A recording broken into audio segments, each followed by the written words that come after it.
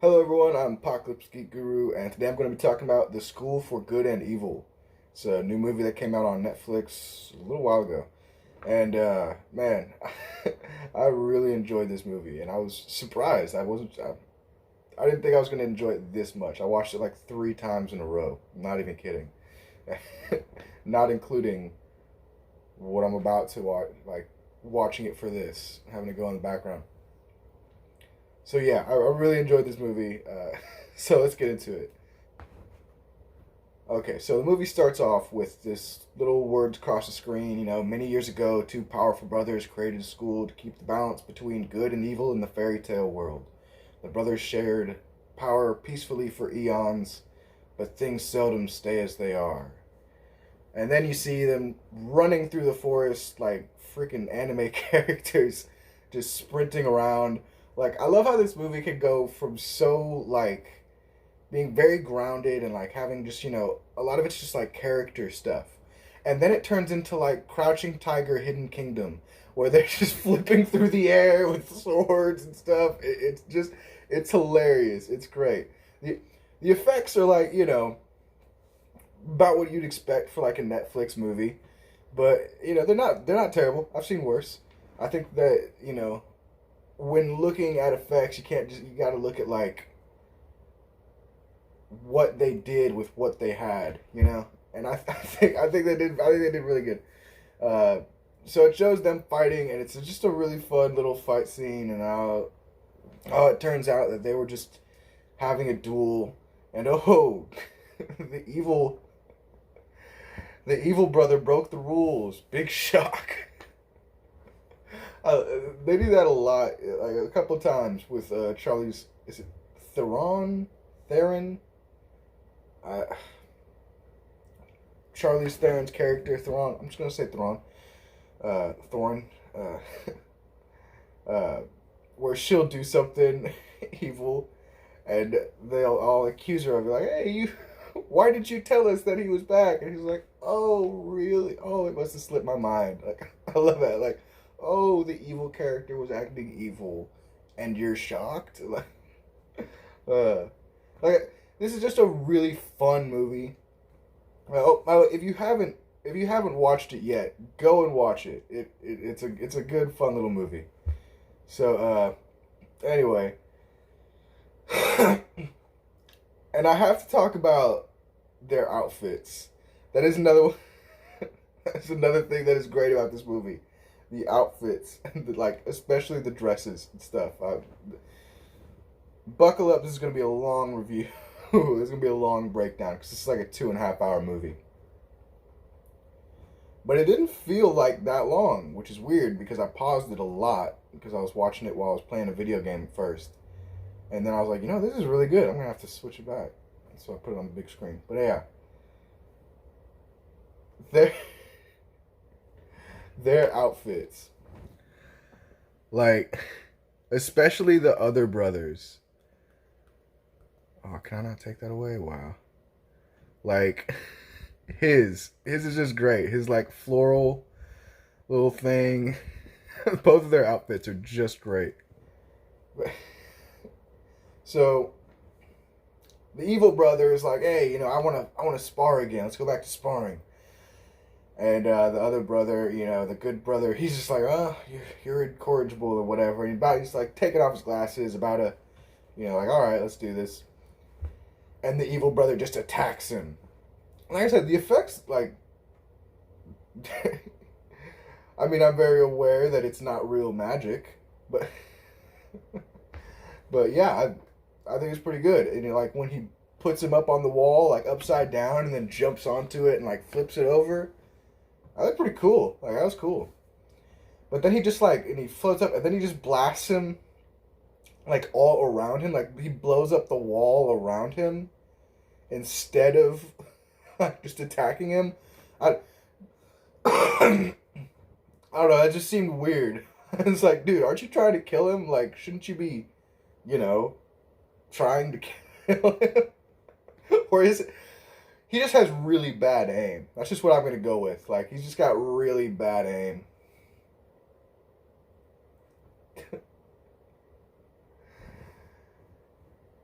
So he's all like, I'm gonna turn subtitles on for what they're saying.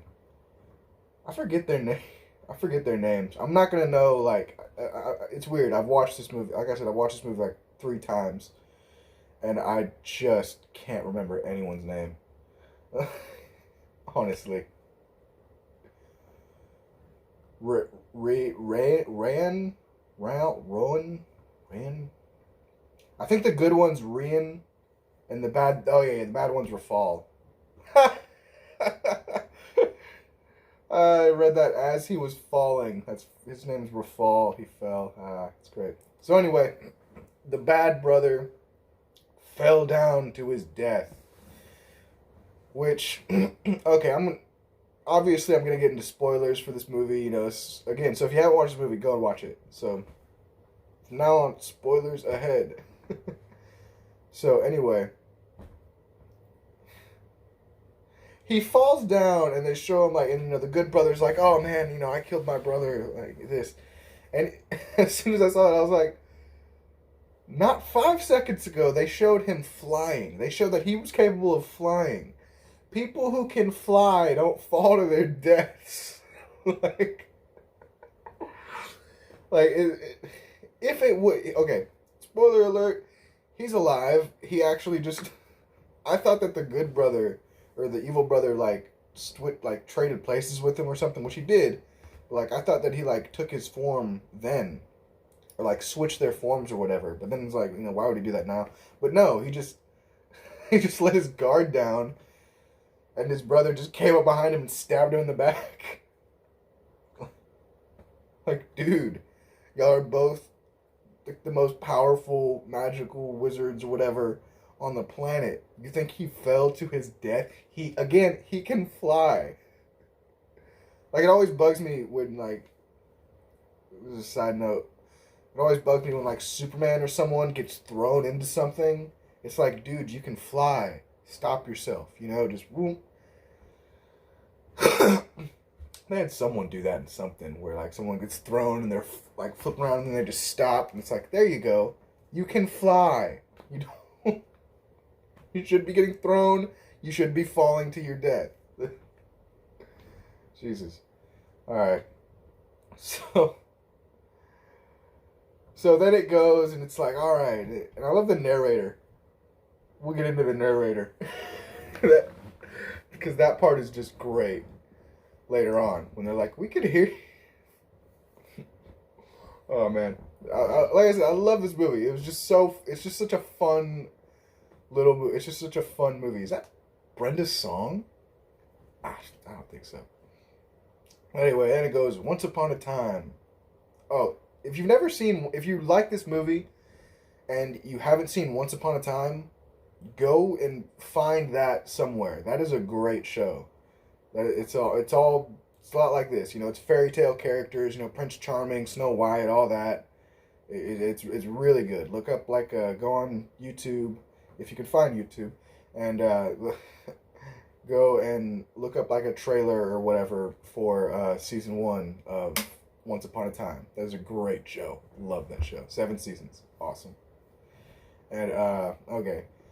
It starts out, Once Upon a Time there was an exquisite beauty named Sophia, and I'm not gonna get into everyone's dresses and stuff.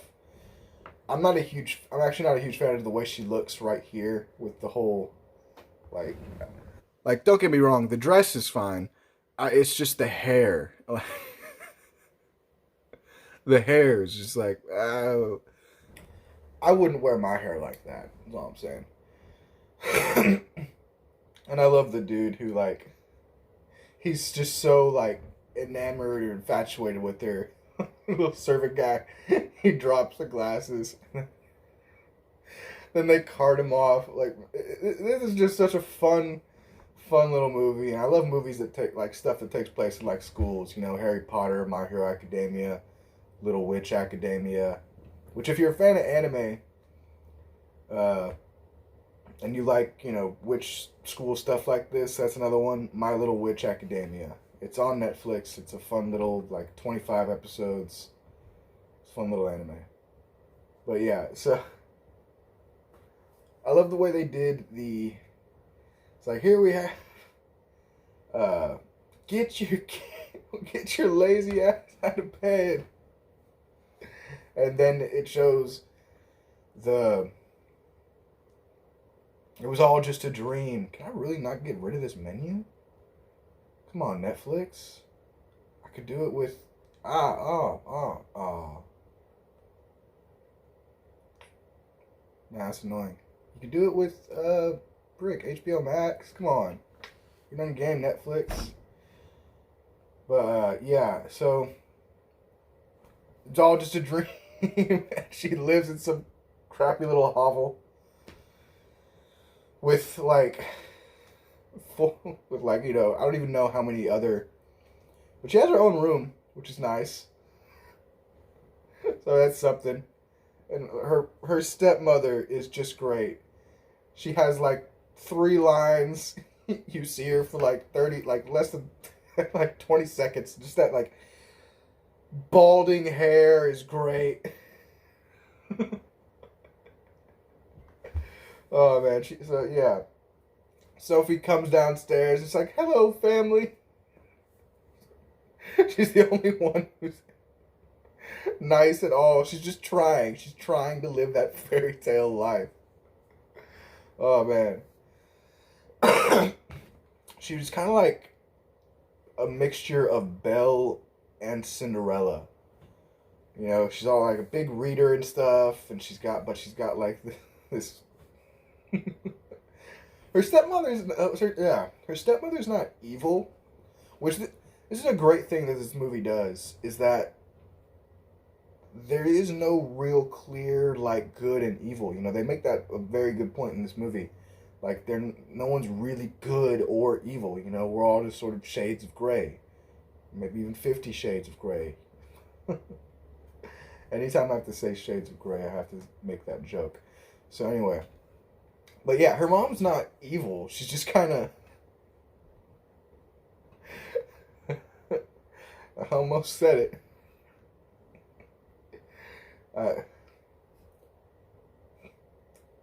But yeah, she's just not like a super nice person. She's just kind of like bitchy, you know?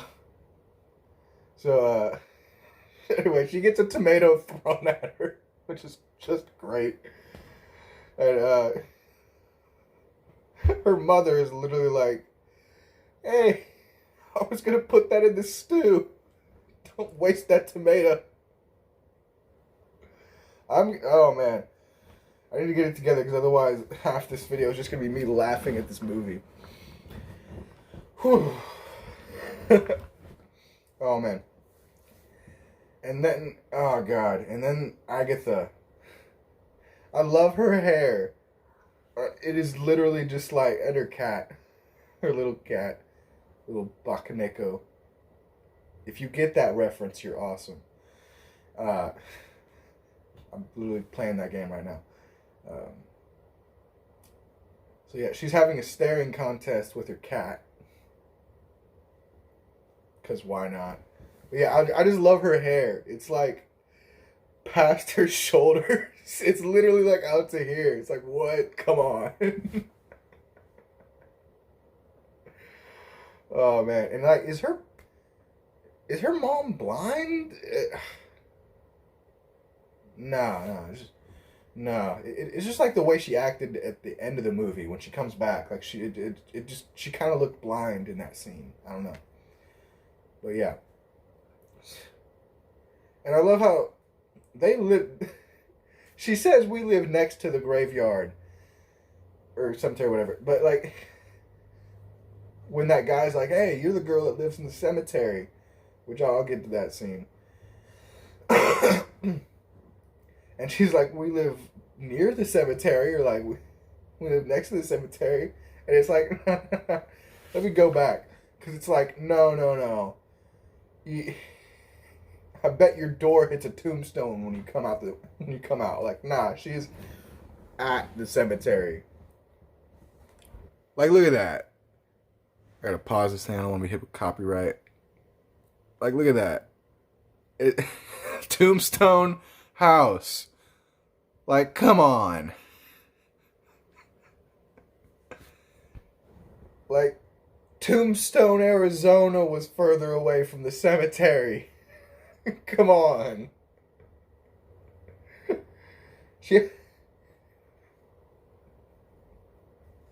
there's not even like a gate with like a yard and then it's the cemetery. No, they're just they're in her yard. Her yard is. Why would you go to that house? Like, did the cemetery span up around? Like, was she further away from the cemetery? And then, like, they just kept burying people closer and closer to her house. It's like, guys, come on! What the? Or was there some sort of, like, or did they build a house there?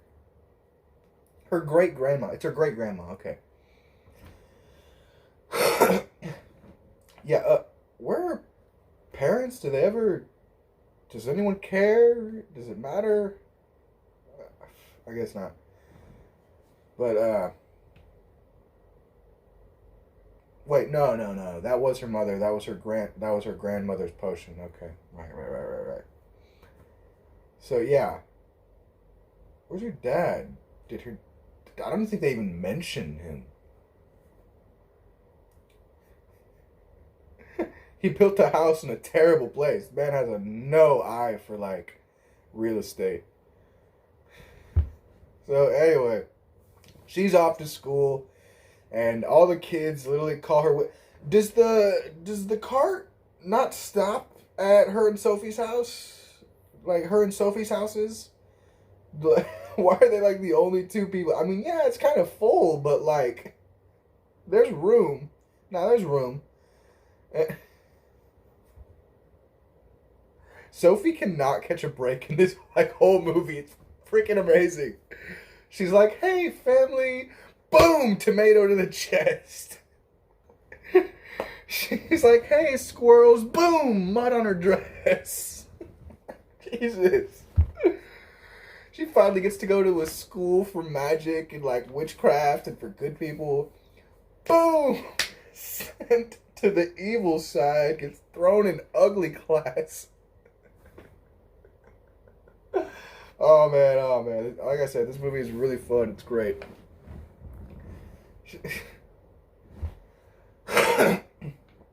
Like every single person in the town, they all dislike Agatha, but do they have a problem with Sophie? I don't think they. At least those two guys, or that one guy who comes up to him later.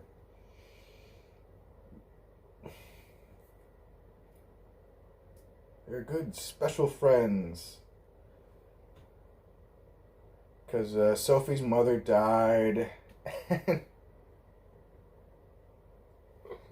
She would visit her mother's grave, and since it's in Agatha's freaking yard. Oh, man. Oh, God. Oh, there is a gate. There is a fence. But there's graves on the inside of the fence. It's like, guys, there's a fence for a reason. You can't. You can't bury people here. Oh my god. So they're sitting there having lunch or whatever. And I love how Sophie's just like, we can give you I want to give you a makeover. Like, come on, we don't have to get it. Even her best friend's like, we need to do something about that hair. Just to be clear, I don't think her hair is bad. It's just like, what? It's kind of funny. It's like, whoa. Talk about a blowout. And then we have these two guys, just dickheads for like no reason. And he comes up, he's like, "Hey, ugly." And I love how Agatha's just like, he's talking. You're not gonna answer him to say. That's a good one. There's a lot of good little just like one-liners in this. And it's like, who's Eric? We've been in the same class for 8 years. Just little stuff like that. It's just funny.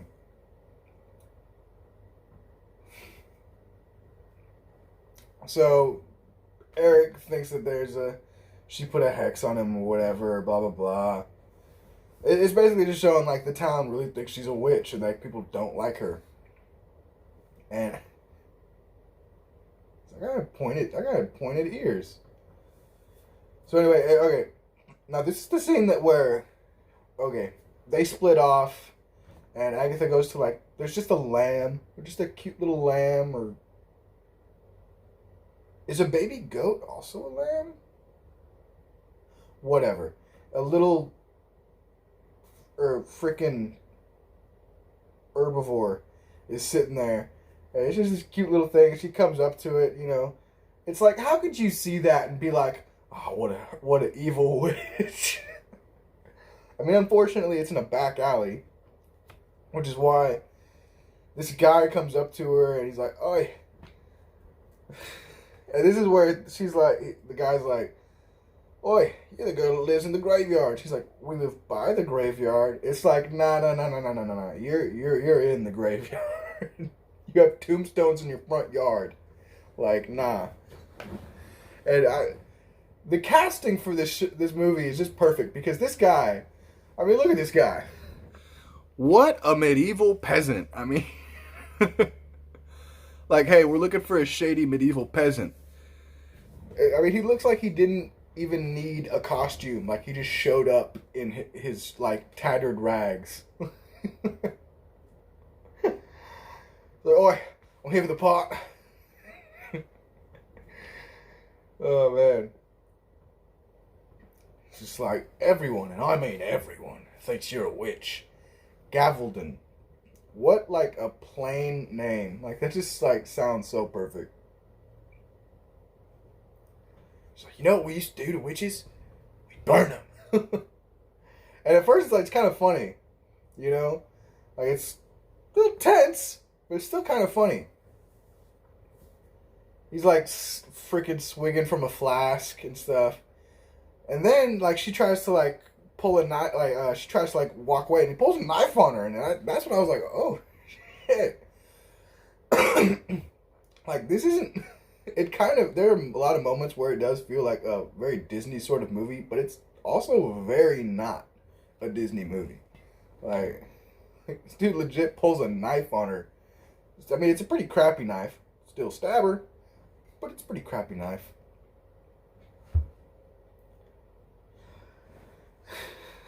And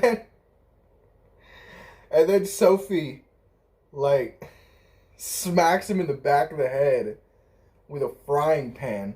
Now, it is probably a reference to Tangled, but I just want to point out that smacking someone in the back of the head with a frying pan was a thing before Tangled. So it's also just kind of like, you know, it doesn't have to be.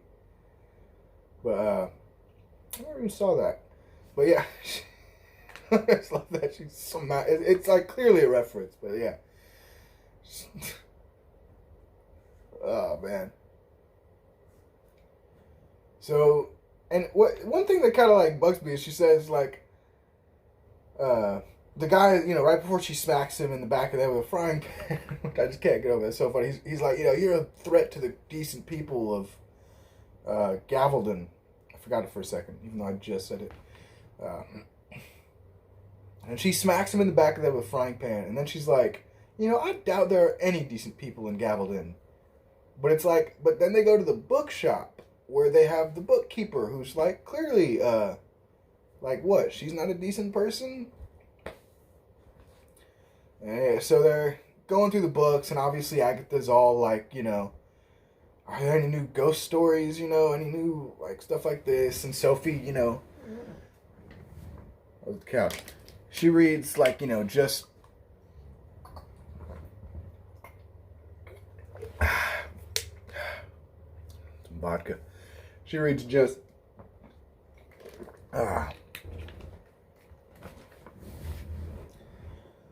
like fairy tale stories and like Cinderella stories and stuff like that. And then, oh yeah, Cinderella first edition. Yeah, how about that? First edition. But anyway, this is where the bookkeeper tells her about the school for good and evil, and oh, they said it. They said it. But yeah, she explains like it's weird. They live in like such like a sort of fairy tale world, but they also explain like, oh no, like the fairy tales, like they have like fairy tales like Cinderella and Prince Charming and all that. So it's weird. But she's just like, oh, this is where the school, the school for good trains heroes, and the school for evil trains villains. And she's like, or so they say. And Agatha's just like, who, the people in the insane asylum? Like, and I love how, like I said, it's a very fairy tale world, and it's like, in a fairy tale, in a fairy tale movie, if some bookkeeper told you this, it's like, you'd react like Sophie. It's like, oh, are they taking new people? But I love Agatha's like very real. Like they just show like yeah. It's another thing this movie does really well is show like the differences between like fairy tale expectations, versus like reality and stuff. It's just great, like just her. Like that's how you would react. Like if in reality, if someone told you this, or some bookkeeper told you that, it's like, who says that? People in insane asylums? Like, what are you freaking kidding me? But yeah, so she's like, do they accept your students? And Agatha's just like, you're joking, right? And they tell her about, the bookkeeper tells her about this other girl who apparently got taken and was never seen again. Here's the thing, they have a wishing tree, too. What place has a wishing tree except in a freaking fairy tale? Like, and I love how she's like gonna put, like, she puts her, so Sophie writes like basically like like her own letter of recommendation, I guess, to the school. And she puts it in the wishing tree like it's some sort of mythical mailbox.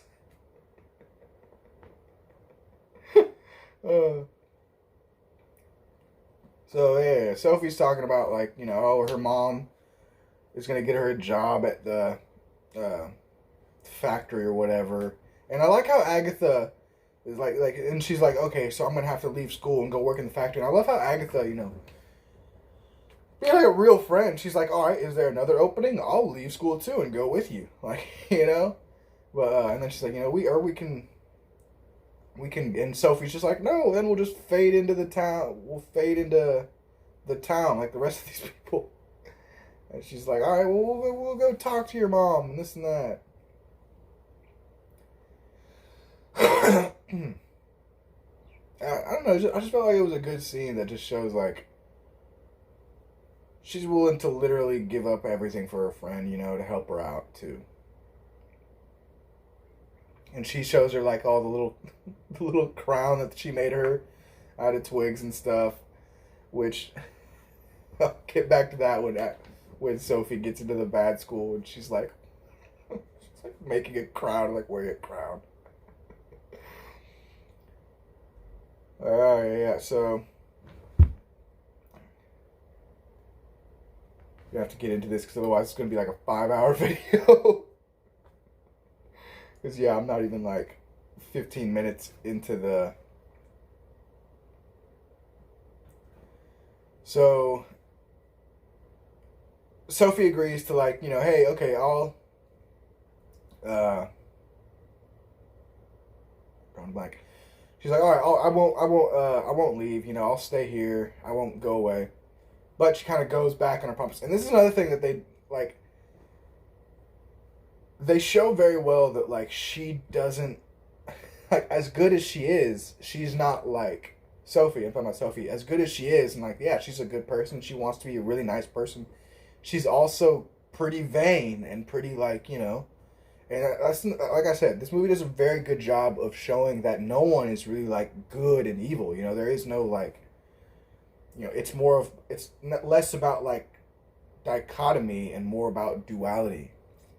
Yeah, I think. Did I just use those words correctly? If I did, then that's very good, and I just came up with that. I did actually though. But yeah, and like that's what I'm saying. Like this is a really, it's not just like a fun, quirky little stupid movie. It actually has a lot of really good. Uh, I hate to say themes, but yeah, it does actually does actually have some really good themes. So anyway, she's gonna run away. Oh, my nose itches. So Sophie's just like, all right, I'm gonna go back on my promise and run away. And Agatha catches her, and she's like, oh, I can't believe, and they get attacked by like this freaking smoke monster with eyes, and I love how Sophie's immediate reaction isn't like, oh, this isn't a bad thing, this isn't an evil monster gonna take me away. Oh no, this is definitely a good thing. And she's literally just like getting dragged along in the grass. Just like, goodbye, Aberdeen, goodbye. like, Jesus Christ, you have no idea what this thing is, where it's taking you, and why it wants to take you there. Like, what the hell is wrong with you, you idiot?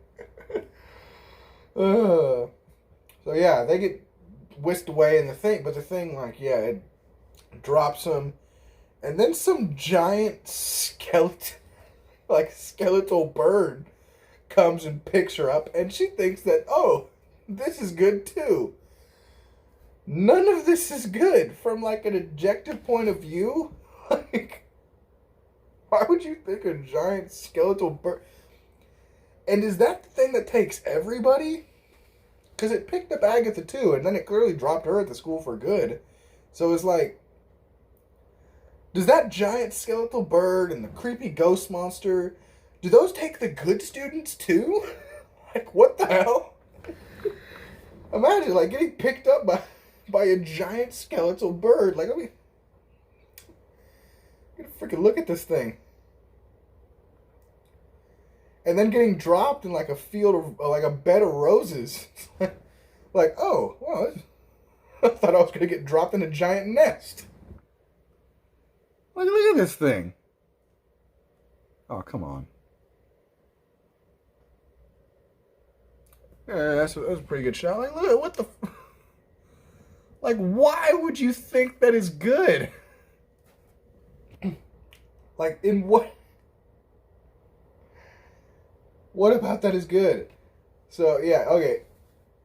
So it drops Agatha on the school for good, and then it keeps flying.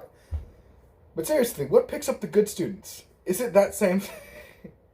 Oh, man, I gotta know. So anyway, and then it drops Sophie into the water with like all the other bad kids.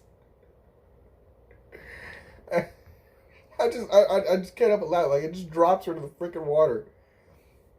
It's murky water. And then we have the introduction of my favorite character in this movie, Hort. He's great. He comes up with his freaking shirt off. He's like, oh, great. The blood ain't my shirt. It's like, oh, wow. Can I touch your hair? Most witches don't have princess hair. I bet it smells like cake. I love cake. He's just so creepy and weird. It's great. That's literally like the first thing he says to her. Can I touch your hair? So then with his shirt off. He's still following her.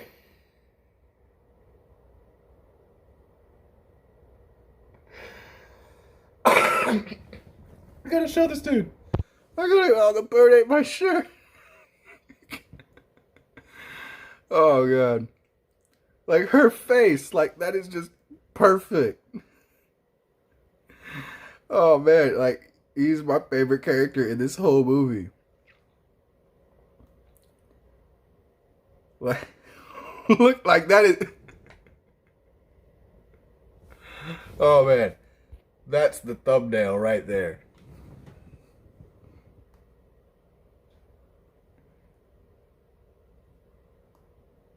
But yeah, and I just love, like, you see water leaking out of all their crap.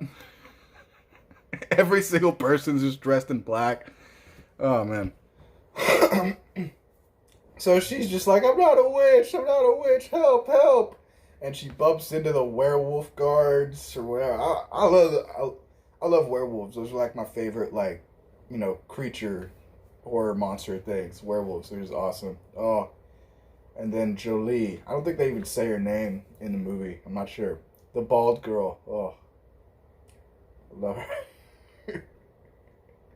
And I love how she's the one who says, "Watch it, freak."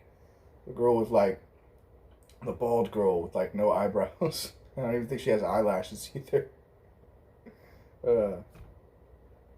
I call her a freak. I'm just saying, it's like, no. You know what? I'm calling pot and kettle on that one.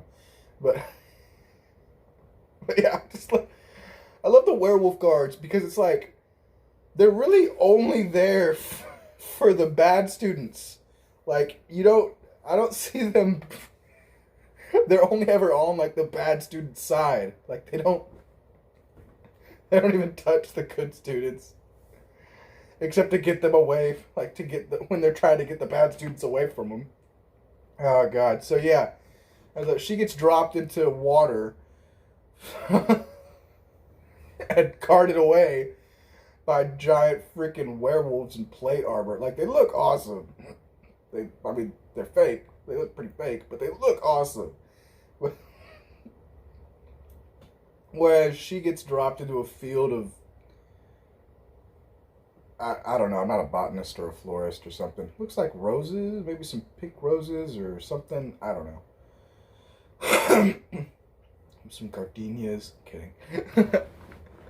And I love the princesses, like, because you have the one who's like they're like Disney princesses. You've got the one who looks like Indian or something, who's like probably like Jasmine.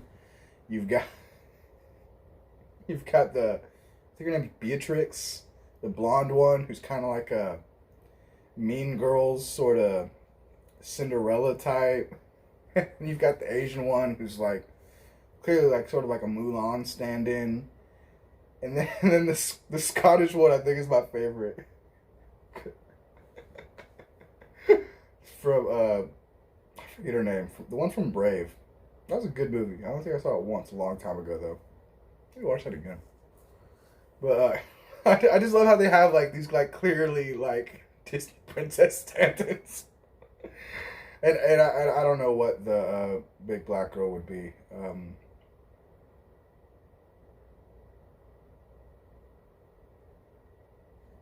I guess she's just there. I want to say Tiana, but like, honey, you ain't no Tiana. But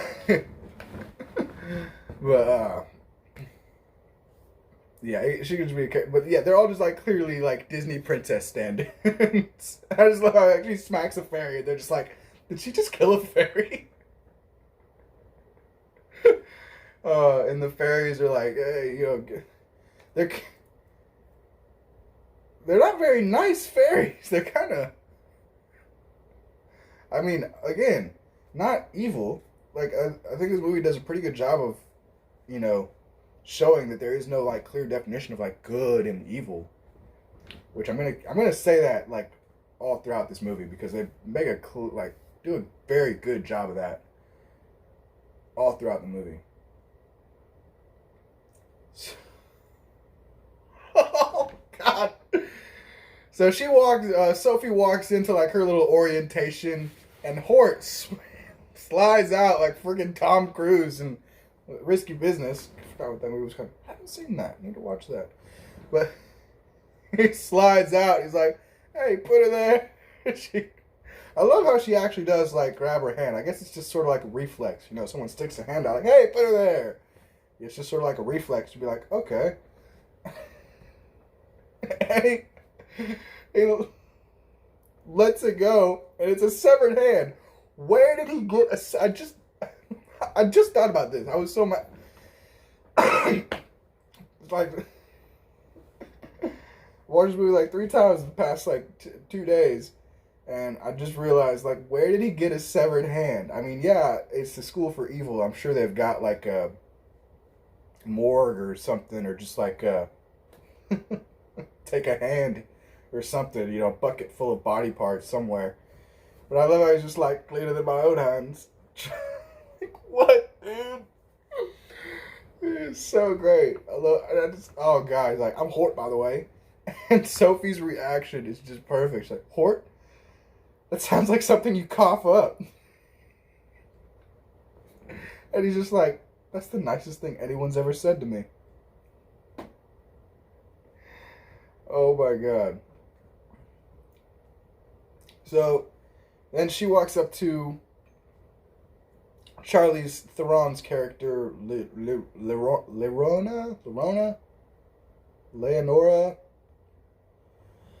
Whatever, I forget her name.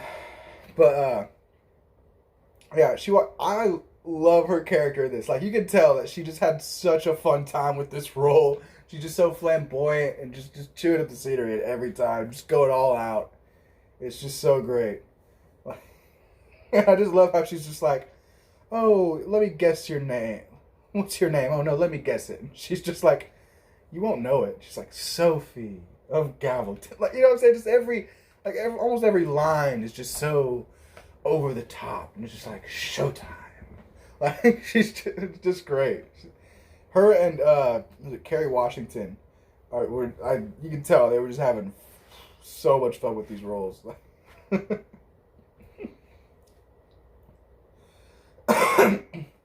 So yeah, she's just having her orientation, and I just love the contrast of the schools as well. It's like. Like, oh man. I mean, obviously they would be incredibly different. One's a school for good, one's a school for evil. One is literally like this fairy tale palace, and the other one looks like Dracula's castle. And it literally has like, that's one thing I love about the school for evil. It literally has like fog just around it, like, just around it. It's like built into the side of a mountain or some shit. Like I said, it looks like Dracula's castle or something. And then you've got this Professor Dovey. I love her. And her dress is just great. Like, seriously, Netflix, can I not get rid of this? Is there no other way? Like, her dress is just great. The, like, gold, the fringe, the little crown. She's always wearing, like, a little crown. Like, what the... Her hair is just perfect. Like, oh, my God. And, like, that, like... I don't even know what you call that stuff on, like, the back. Like, fringe? What? I don't know. The like, big, like, collar or whatever in the back. I'd wear it. I don't think I have the bust line for it, but I'd wear it. The necklace as well. It's like a bunch of diamonds and like that gold. Looks like a bunch of pearls and stuff as well around that. All of her outfits are just great.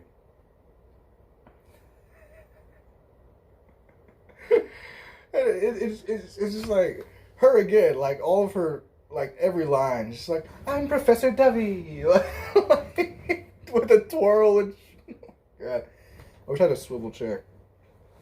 One day I'll upgrade my studio. Right now it's just my room, but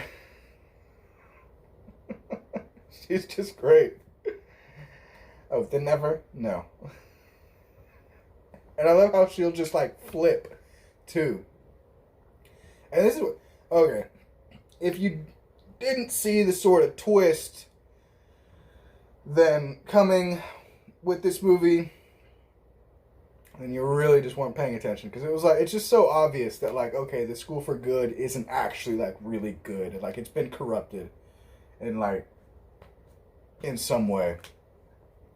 And it's so obvious from like this scene right here coming up when she's just like oh God, I just love Dovey, like looking at her hair. She's just like, there's just so much of it. She's just like what the hell am I gonna do with this?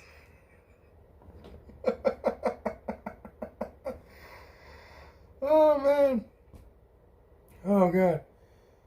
The oh man, the finger glow. There are a handful of things that in this that are just like really silly, like the finger glow, and the fact that they call it the finger glow, it's kind of silly.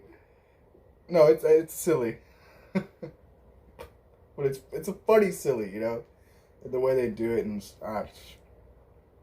oh god, that scene when they get it though, I was literally just like, oh god. We'll get to that scene though. Oh man, twist. Oh. Oh. But yeah, Debbie just produces a flower, and I love how Agatha's just like, okay, thanks for the show, but have your fun with your magic tricks. I'm leaving. And this right here is when I knew, like, okay, the good side's corrupted. When Dovey just like boom, and she's like, stop, hikes up her dress. And it's like, what are you doing? She's just like, look, if there was a mistake, someone is gonna get fired for it, literally. And she like produces a bunch of fire and stuff, and that's when I was like, okay, this, not everything is as good as it seems. And I thought that at first I thought that like the good side and the evil sides were sort of like switched. Just because I thought that, you know, her side was evil. This because I thought like she was being like more evil. I thought they were gonna have them like switch, and it's like, no, the evil side's actually like good and stuff. But no, it's just like the evil side, the good side's been like tainted. And I love, oh god, they bring out the dresses. Oh god.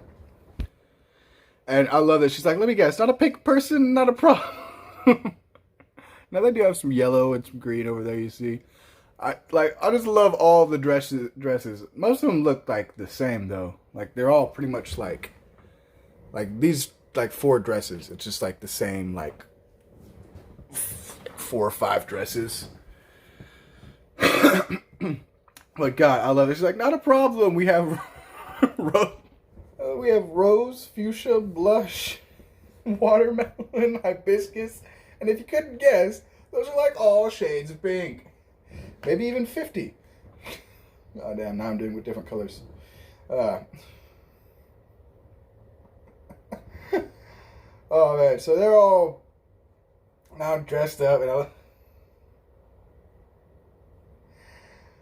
she goes to talk to her, and like one of the wolf dudes literally like yanks her away.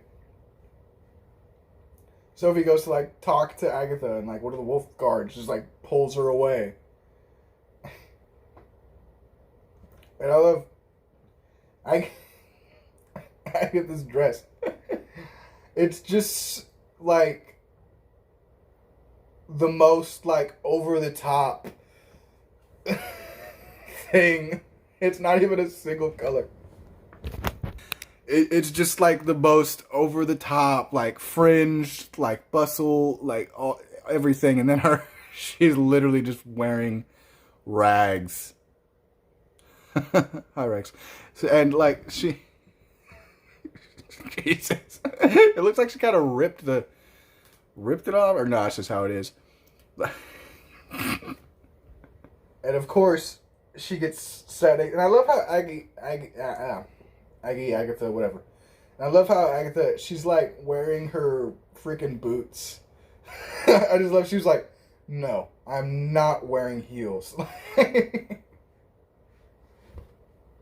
And of course, Sophie gets sat next to Hort, who's eating like, looks like some beef jerky, but it also kind of looks like a severed finger. It's just like, it's nice and putrid. She gags. Oh god. And yeah, oh god. And then you have Dovey and, I'm just gonna call her Charlize Theron. I forget it. It's like Lenora Leorona?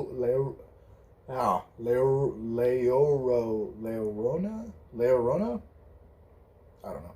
I'll see you later. And then I'll be like, that's what it is. Okay. And then I'll still get it wrong. Okay. But anyway, Dovey, her name's Clarissa. Dovey's first name's Clarissa.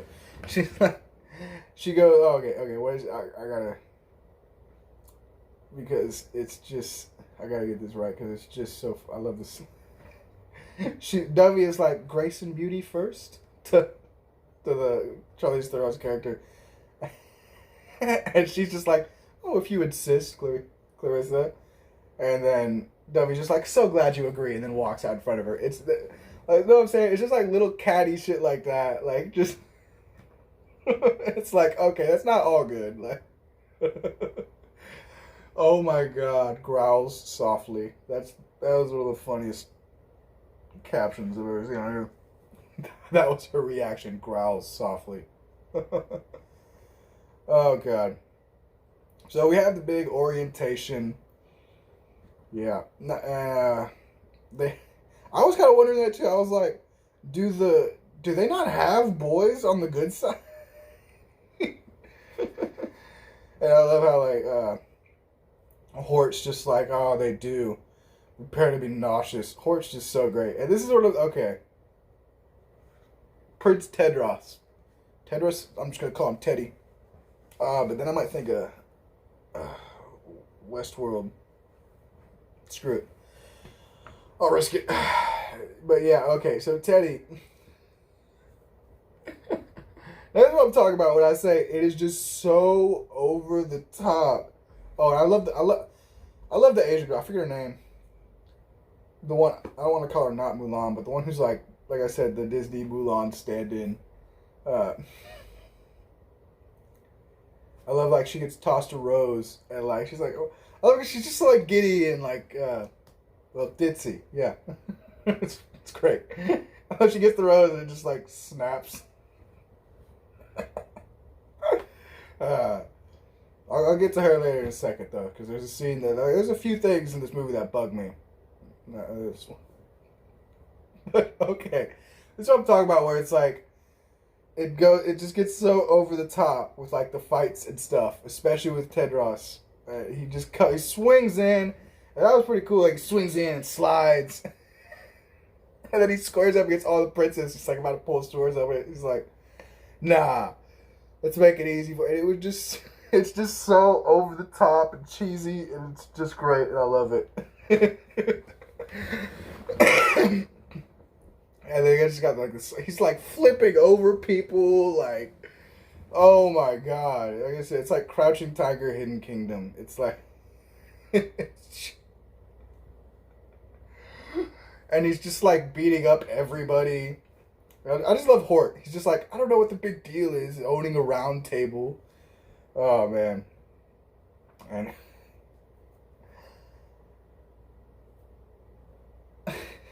Lesso. But that's not her first name. See, I told you I did. So I love how one of the evil guys, he calls him out and he's like, how'd you do in a real fight? Prepare to die. I expected him to be the one to get up and say it. You know, that's kind of how things work. When you call someone out and you're like, hey, prepare to get your ass kicked. And then they stand up. But no, this dude was basically like, how'd you do in a real fight? Prepare to get your ass beat. Hey, buddy, go kick his ass. Like what the I was like, what? And a Cyclops. They've got an actual Cyclops. Like, what?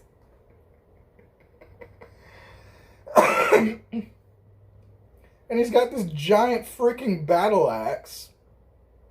And freaking Tedros, he pulls out Excalibur, which glowing sword and whatever. And I love how when the Cyclops dude like gets up, one of the wolf guards, he like looks at Lesso and he's like, oh, like, should I stop this? And she's just like, oh, just let it play out. And this is what I'm talking about when they'll do something evil, and they'll be like, really, like, okay, Lesso lights the ogre. How stupid of me! It's not an ogre; it's a Cyclops. Duh. Anyway, she lights up the Cyclops's battle axe into like a flaming battle axe. And Tuffy's just like, really? Like, and Lesso's just like, I know, how evil of me. Like, come on. You can't act surprised when the school for freaking evil acts evil. Come on. I love how the dude, the Cyclops, he's just like, oh yeah. He spins it around. He's like, yeah, that's what I'm talking about. But Tedros, he's just too badass. He's actually a very capable warrior. But here's the thing.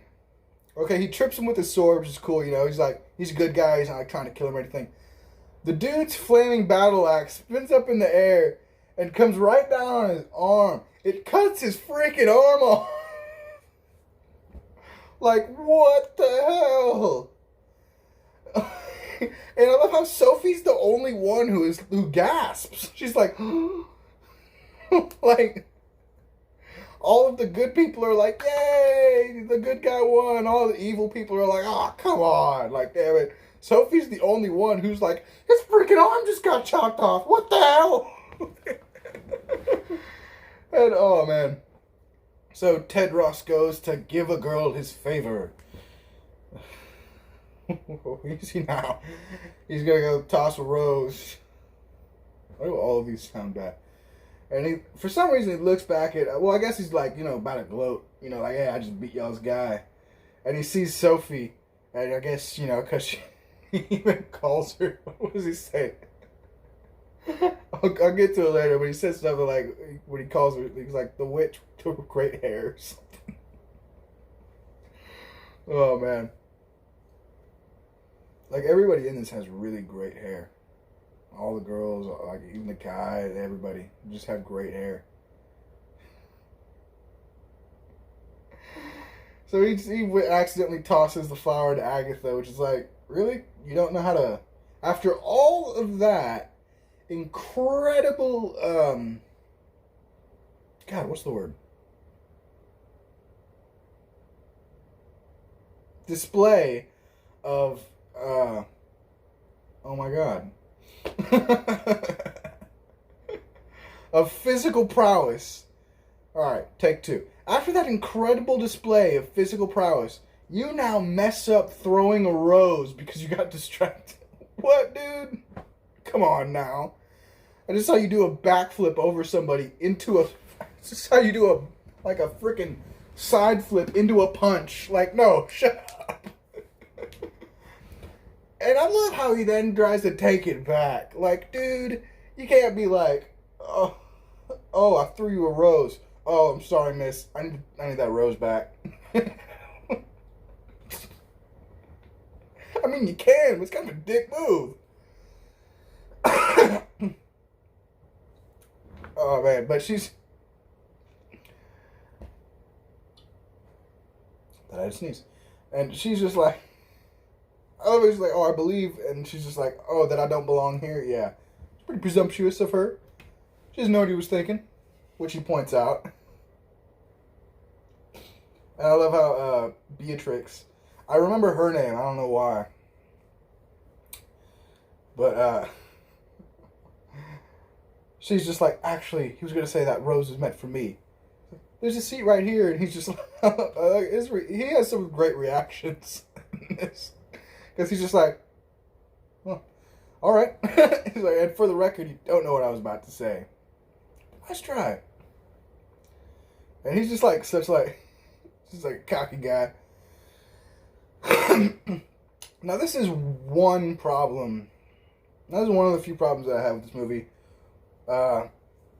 He walks up in the stands, and here's the thing. He walks right past the Asian princess. I don't remember her name. I'll have to learn her name. Because I don't want to call her Mulan. That just kind of sounds fucked. Or not Mulan. But anyway, so the Asian princess, but I can't call her that. Anyway, the Asian princess, he walks like right by her. And so then she turns to Agatha and asks, what does he smell like? And she goes, ego. Now, I don't have a problem with her saying ego. That's not my problem. It wasn't like, you know, that was funny. But it's the way they got to the way they delivered that he smells like ego thing. I like because here's the thing. It's like, why is she asking what he smells like? She just walked past him. I mean, he just walked past her, closer than he was to Agatha. So like, I feel like if they wanted to like have her say that, you know, he smells like basically imply like, oh, he smells like ego or whatever, they should have had the Asian princess say like, he smells like, oh my god, he smells wonderful, and then have Agatha say, yeah, if you like ego, something like that. Like that. That's just one of my few things where I'm like, they could have done that better. Like, cause why is she asking what he smells like? He just walked past her. Like he brushed against her for shit's sake. Uh, so I just would have worded that differently, you know, with all of my massive writing experience. And she just sit there with a broken rose. I just let she. Oh man, yeah, I love her. Oh man, but yeah, that's just one of my few little nitpicks of this movie. Was like that line could have been done better. Like if they wanted to say he smelled like ego, they could have gotten there in in a better way. And then Lawrence Fishburne comes in. He's not in this movie that much, but he's Lawrence Fishburne. Everything he says, you know, you can really like, oh man. And I love, of course, Agatha gets roomed with, you know, the only other princesses we've seen who don't. Does she just have?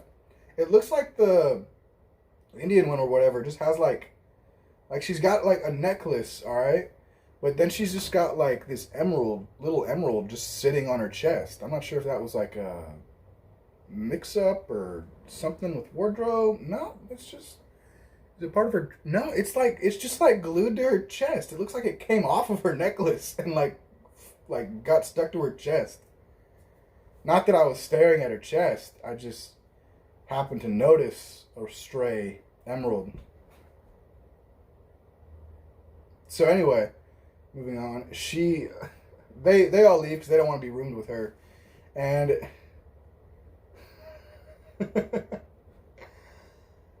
I love Sophie's roommates too. Oh, that was my one other problem with this movie is that the sheriff of Nottingham the sheriff of Nottingham's daughter. Okay, the sheriff of Nottingham, for anyone who doesn't know, doesn't remember, whatever, that's from Robin Hood. That was like Robin Hood's, you know, nemesis, or whatever. Now, that is a English fable. That is like an English legend. Not like the language, like a British whatever, like British legend. It's freaking Nottingham, for frick's sake, you know. So I don't see why they decided to race swap. You know, it should be a white girl. And this movie's already incredibly diverse. They already have it's already an incredibly diverse movie. And it's not like forced. It's a very naturally diverse movie, you know? So I don't see why they decided to be like, hey, this and she's like the only one of the only people whose parents they actually point out. You know, Hortstad's Captain Hook. And Tedros's dad is King Arthur, and what's his name? Grayson, Charles, Chucky. I forget. Prince Charming's son. Those are like the only ones who they say who they are. I just don't see why they would race swap her. Again, that's like one of my only problems. It's very little, and I like her character though. Like she's cool. Like I love how she just like. She doesn't. Oh yeah, I was gonna say this.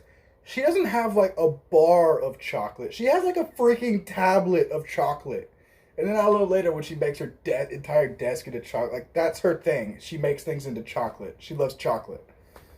They could have done that with the white girl though. Like again, that's like my one nitpick. It's like, why did you have to do that? Why did they specifically like, hey, let's take this British character and make his daughter like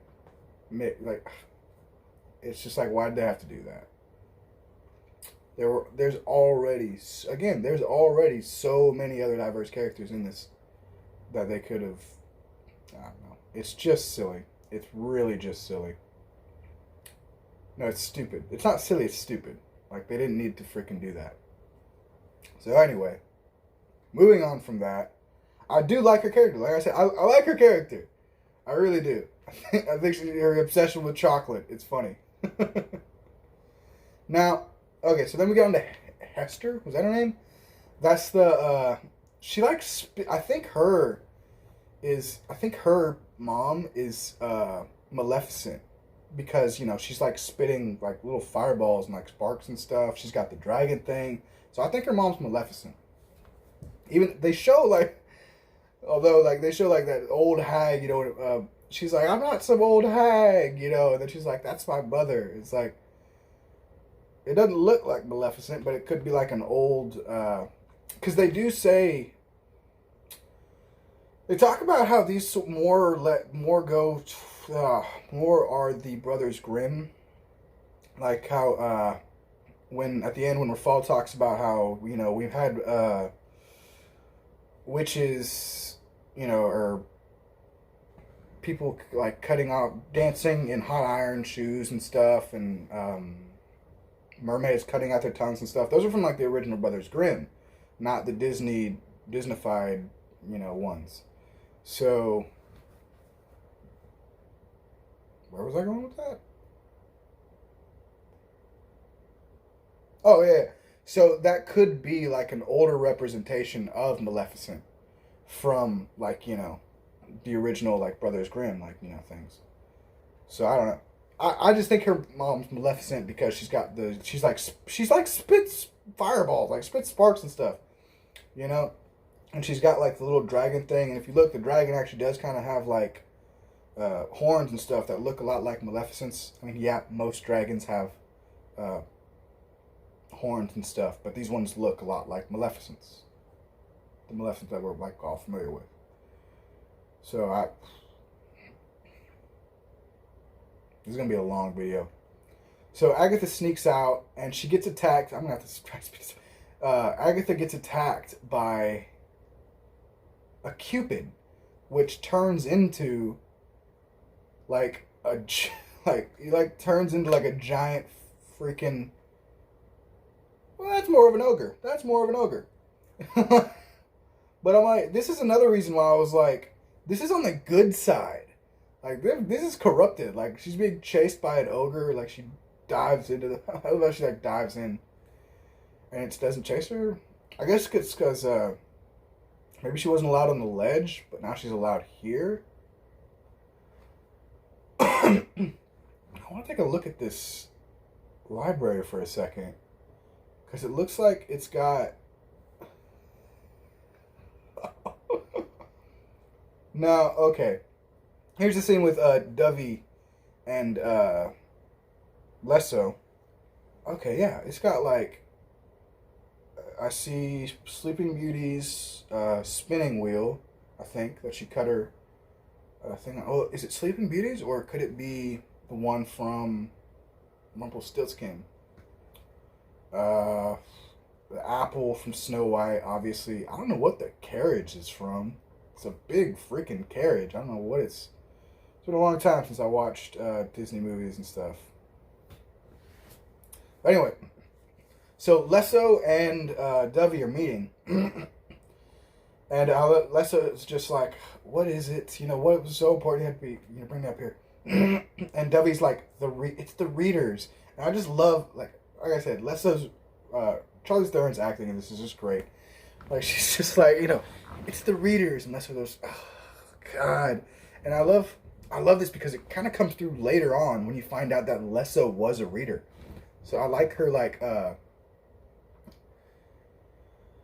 you know, I like how she, you know, she's kind of like, oh my god, like I don't want to hear you talking bad about the readers, like, you know.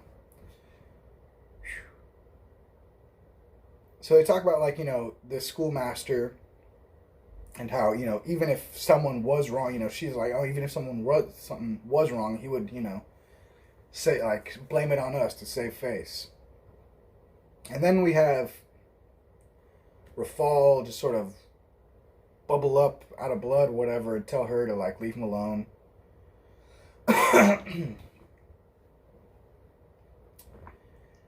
And she sees the headmaster walk up the little steps into his little tower and stuff. And then it cuts back to the evils and stuff, the Nevers. And this is another thing where it was like, okay, Sophie's not all good,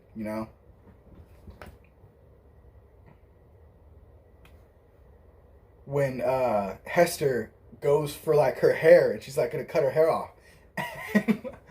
Sophie just immediately flips it back around on her, knocks the knife out of her hand, and like all the way down to the ground.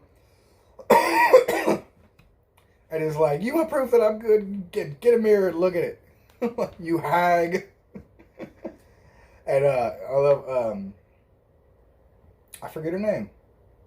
The Sheriff of Nottingham's daughter. It was something, obviously. Duh. But yeah.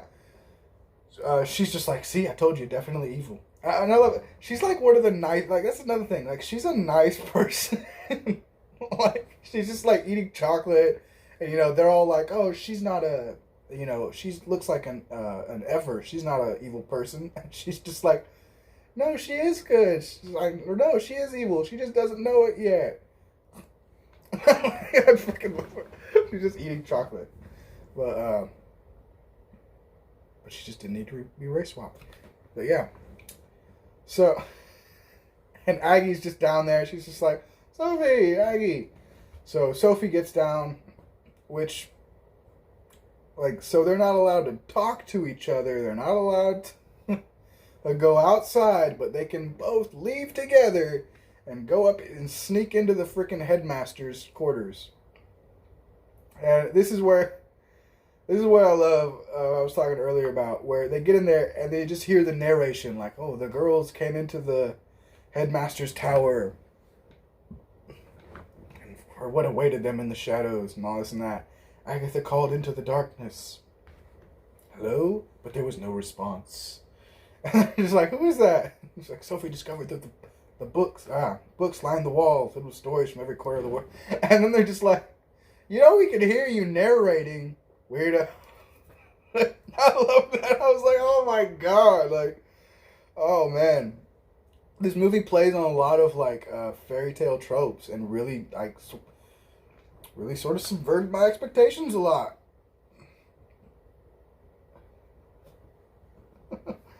And so we see the Quill writing. And that's another thing that they had like in and I love how she goes to like touch the quill and it like goes right to her eye, like, don't touch. No touchy. No touchy.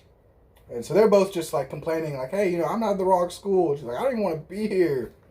And he's just like, hey, look, if you can find, like, if Sophie, who's evil, can get true love's kiss, then that will change everything.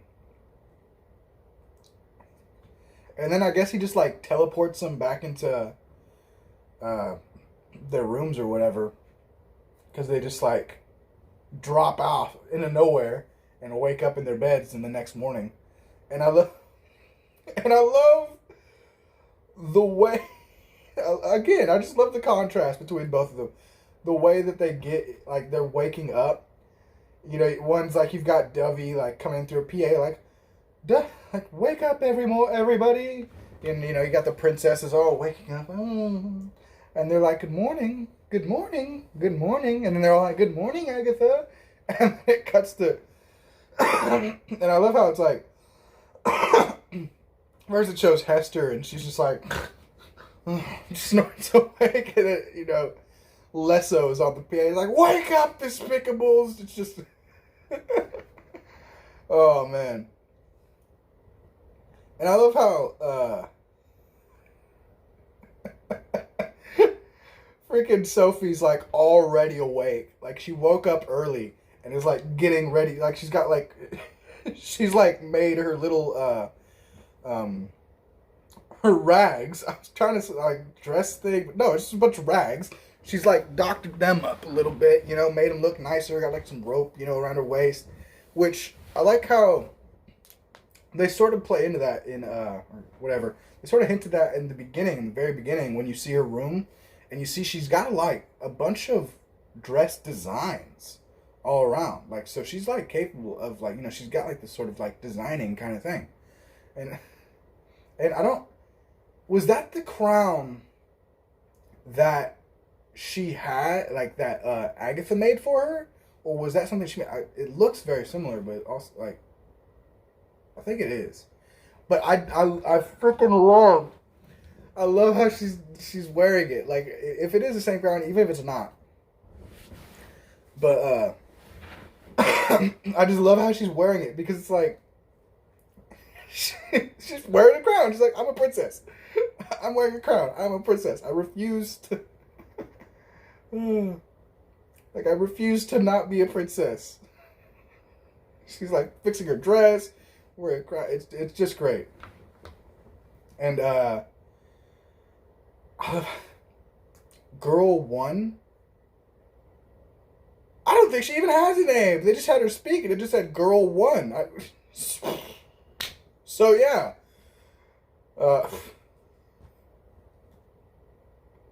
Wow. Okay then. So and this is another thing where it's like, okay, she's basically okay. So Agatha's basically like writing down like all the boys on her side, like she's asking the Asian princess. That's all I can really call her. I'm not gonna call her Girl One. But anyway, so she's just like, hey, who's that guy? You know, she's just going around asking, hey, who's that guy? So and they explain to her like, if you how did I get into that? Oh, like she's like, I want him to ask me to the dance or whatever. If you don't get a guy to ask you to the dance, you fail. This school's freaking hilarious. If you don't get a guy to ask you to the dance, you fail. They're in beauty class. You smile. You don't smile right, you fail. But yeah. So anyway, this is where they explain like if you fail 3 times, like you get expelled. And she's like, "What? They kick you out?" And they're like, "No." This is where I was like, "Whoa!" This is another one of those things where it's like, this is not a Disney movie. I mean, although it kind of is. At the same time, it's like darker. It seems, it's a lot. It's a bit darker, It's like Disney's always like right on the edge of being like, yeah, we could go that route, but nah. But this one, they kind of they go over because they explain that no, if you get expelled, if you fail 3 times, you don't get to go home. You get turned into something else, like like a tea kettle, or a fish, that's what those freaking birds are. Those skeletal birds. That's what those are. They're former students who failed. Or presumably, at least one of them is. Some of them most likely are. I don't know if all of them are. I mean, they would have had to have some way of getting the students to the place to begin with, right? Unless it was just like, they used to have a School of Good and Evil Express. Get it? Like Hogwarts? But anyway, yeah. So no, if you fail 3 times, you don't get like kicked out. No, you get turned into something. What the hell? So then it switches over to the ugly class, and you've got this guy. Oh God, this teacher, man. These teachers are great. So I love how she's wearing like. What is the purpose of the pillow on her head. Did she get smacked in the head last class? Is that what that's about? Is that why the guy's like, hey, good job? Yeah. I don't. She just got a pillow tied to her head. The daughter of Sheriff Nottingham's daughter. She just got a pillow tied to her head for no reason. And I love how Hort is literally. He's not like sitting next to her. He's like across the aisle from. But Hort is like literally across the aisle from her, just looking at her like this, just like. And it's actually pretty interesting. The professor kind of makes an interesting point about how like. Ugliness is like freedom. When you're ugly, you're not worried about vanity. It allows you to use your intelligence, to focus on your intelligence and to build your mind, because you're not worried about, how you look. Allows you to focus more on better stuff, more important things. Which is actually a really good point. And they actually kind of, touch on that a little bit later when, Dovey says, there was a time where good used to be, good. Once upon a time, good was good and true, But now it's like, she says something like, I'll say it when we get to there, but she says something like, now we live in the age of self-centered vanity or something like that, Which is, again, it's like, this show has a lot of, movie has a lot of really good stuff in it. But yeah, so he coughs, spits out a tooth, bounces off Hort, and lands on her freaking table. Oh man! And she gets she gets her she's just like, I'm not gonna drink this. I'm not gonna be ugly. And of course, he calls in Hort. He's like, Hort, do it. And Hort's just like, don't worry, you'll still be beautiful to me. He shoves her face down into the thing. This must have been such a fun movie to shoot. Honestly. It must have just been great. So then it cuts over to beauty class. And I just love they always show the contrast between the two classes and the two schools. It's just great. Although it's not that... here's the thing. I just thought about this. As different as they are, they're also rather similar with the people. The classes might be different, but obviously the decor is vastly different, but the people are relatively the same. Agatha has problems with her bitchy roommates, just like Sophie, And I'll get into that. How they're not, I'll get more into that. Yeah, so she's in smiling class, and it's just. Now, this is where, again, they kind of subverted my expectations. Because I thought that she was going to smile and have a really good smile, and it was going to be and everyone was going to be like, oh gosh, she's really good. But no, she's got she just bares her teeth. And her dress.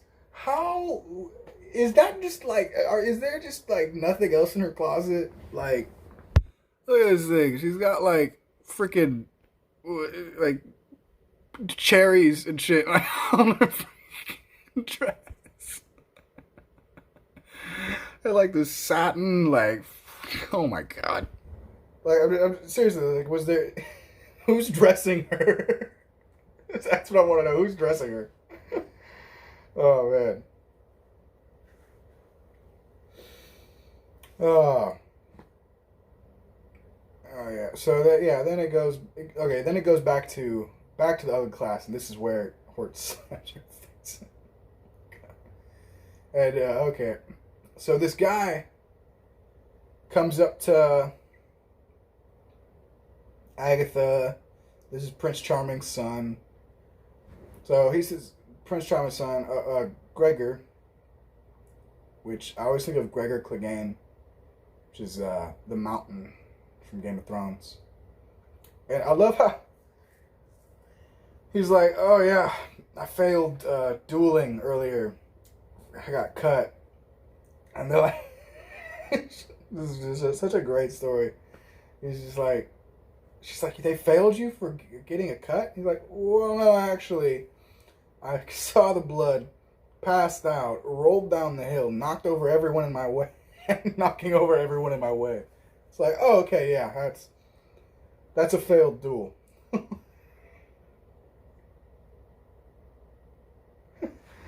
He just wants to run a grocery store. That's the thing. Like, it's a sad story. Like, what happens to him and everything, which we'll get to. But, like, oh my god. He just wanted to run a grocery store. Who doesn't just want to run a grocery store? I mean, it's a nice plan. Anyway.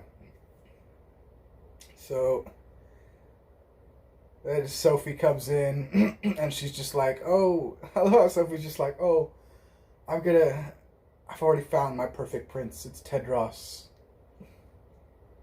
And this is what I'm talking about when it's like, she's not all good. Like, as good as she is, and as a nice person she is, she's not all good. Because she's like, it's a very funny, sort of like almost throwaway line, but it's very telling. Like, when she's like, oh, you want Tedros, when she's like, oh, I want Tedros, and Aggie's like, well, it kind of looks like Beatrix already has him. And Sophie is like very serious, like, you think she's prettier than me? And it's like, that's a very telling thing. And then Aggie just kind of moves on. She's like, I'm just saying, we need to move on. We need someone who's available now,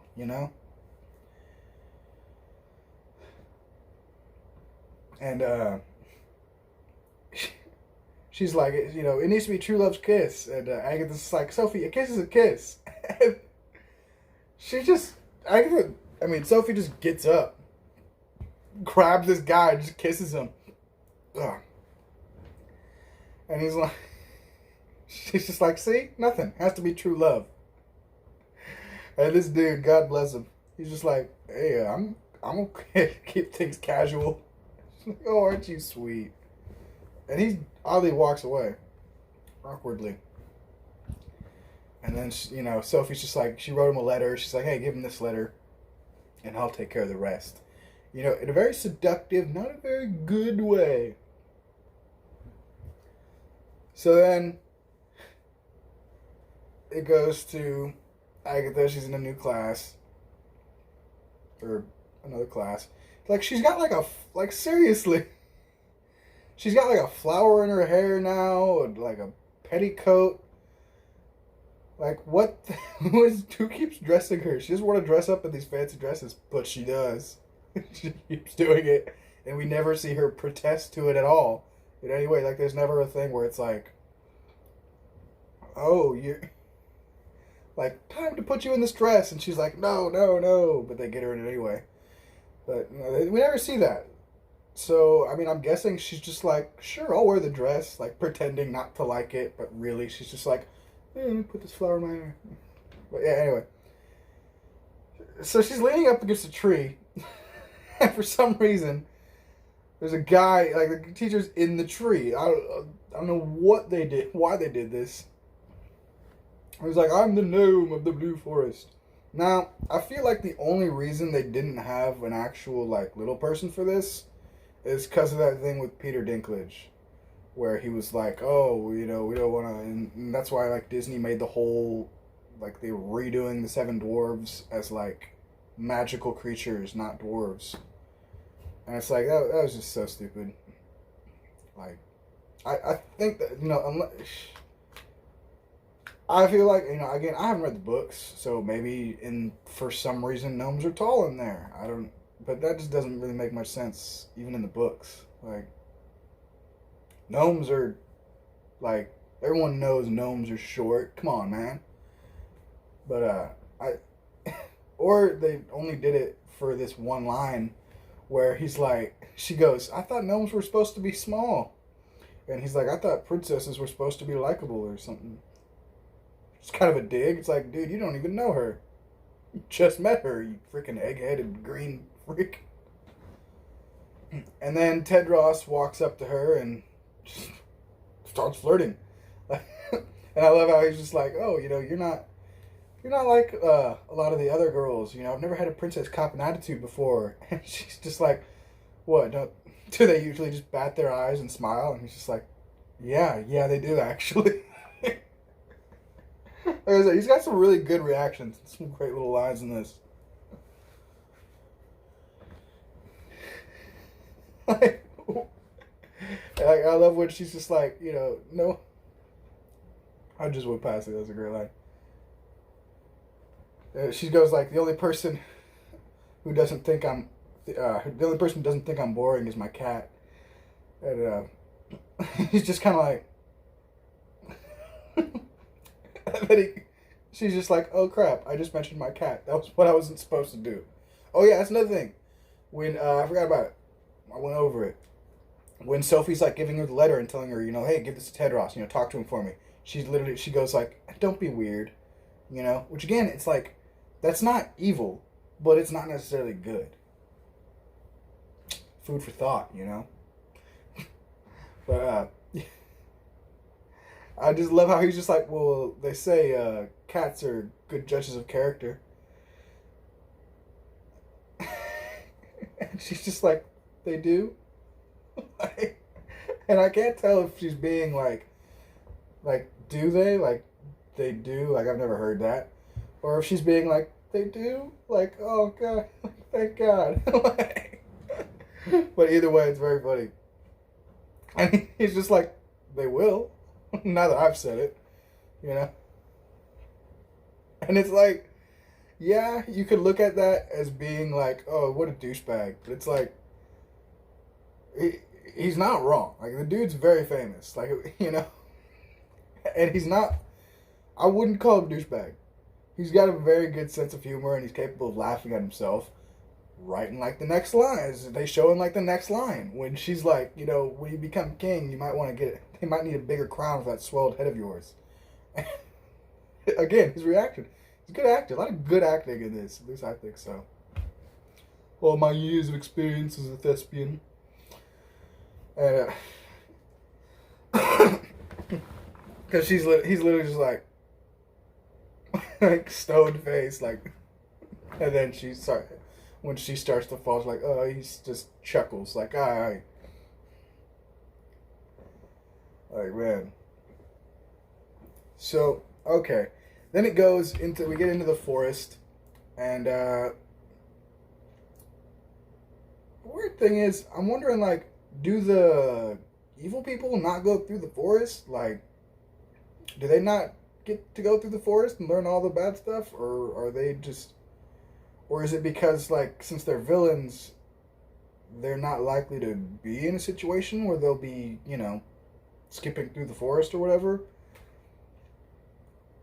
I don't know. Because when Sophie gets into the forest, she has no idea what the hell's going on. So it's like, obviously she hasn't been in the forest. She hasn't had this class. So it's like, do they only give the good people? I'm confused. I don't know. Again, if anyone's read the books and wants to give me some more insight into this, I love that.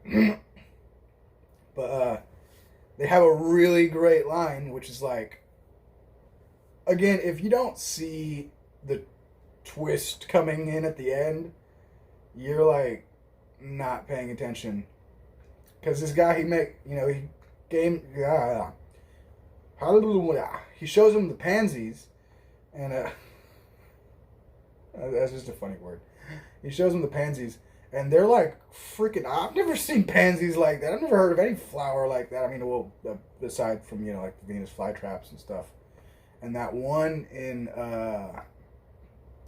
was it Batman and Robin with Uma Thurman? I love that movie. I love that movie. I know it's like corny and silly, but I love it. I grew up watching that. But anyway, where they have that big plant thing. Or Mario. But yeah, he's got a great line about, like, it's only, is it him who says it? Where he's like, it's only the greatest evil that can disguise itself as good. Which it's like, duh.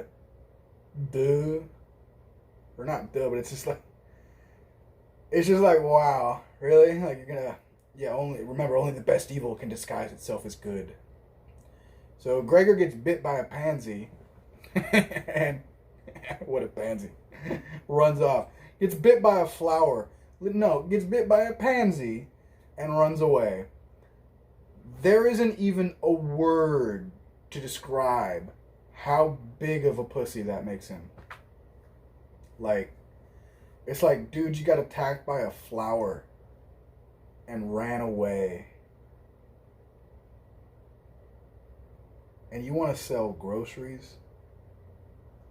And I love how he's like, when he talks about how he wants to sell, like, start a grocery thing, he's like, but I wouldn't sell meat because I hate blood.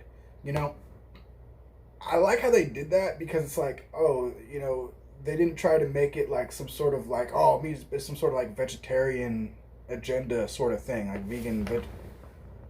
Is that? What is that? They didn't try to make it some sort of like vegan vegetarian agenda. It's like, nah, he just doesn't like blood, so he doesn't want meat around. You know, I'd rather have that than like, oh, I wouldn't serve meat because I don't like to kill things or whatever. You know, something else.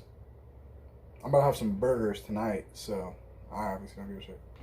But okay, and this is a scene where it's like, this was actually a really sort of touching, like, holy crap scene when he gets like caught up in this vortex of smoke and like lightning and crap, and you literally see like his skeleton, like freaking, oh god, what was that movie? Okay, that was a couple movies, like freaking, but yeah, you literally like see, was that a skeleton? That was a skeleton.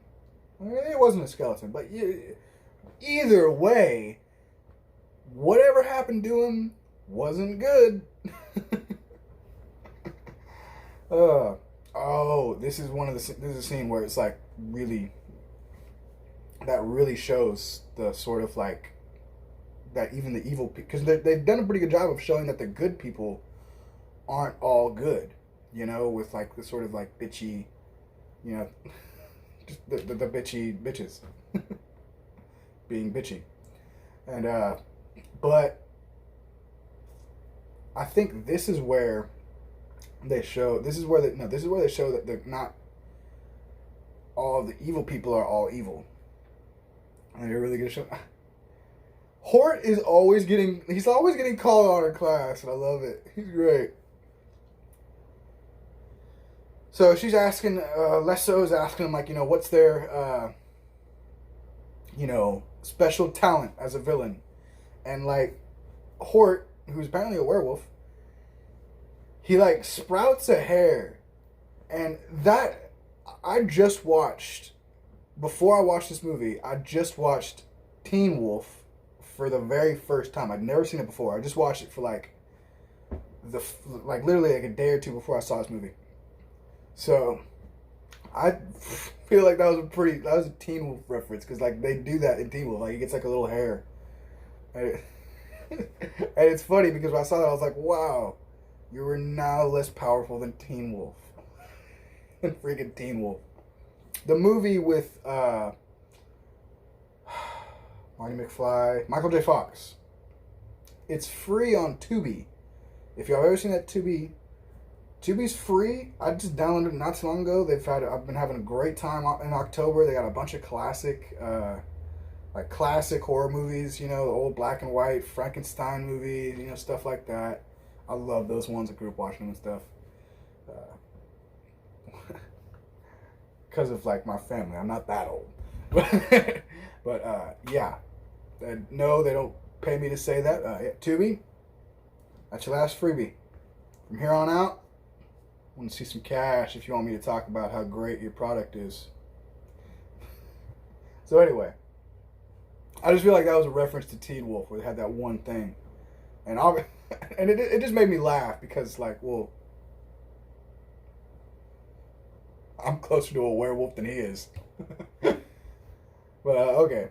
So anyway, moving on. We get the Sheriff of Nottingham's daughter. I forget her name. Did she just say it?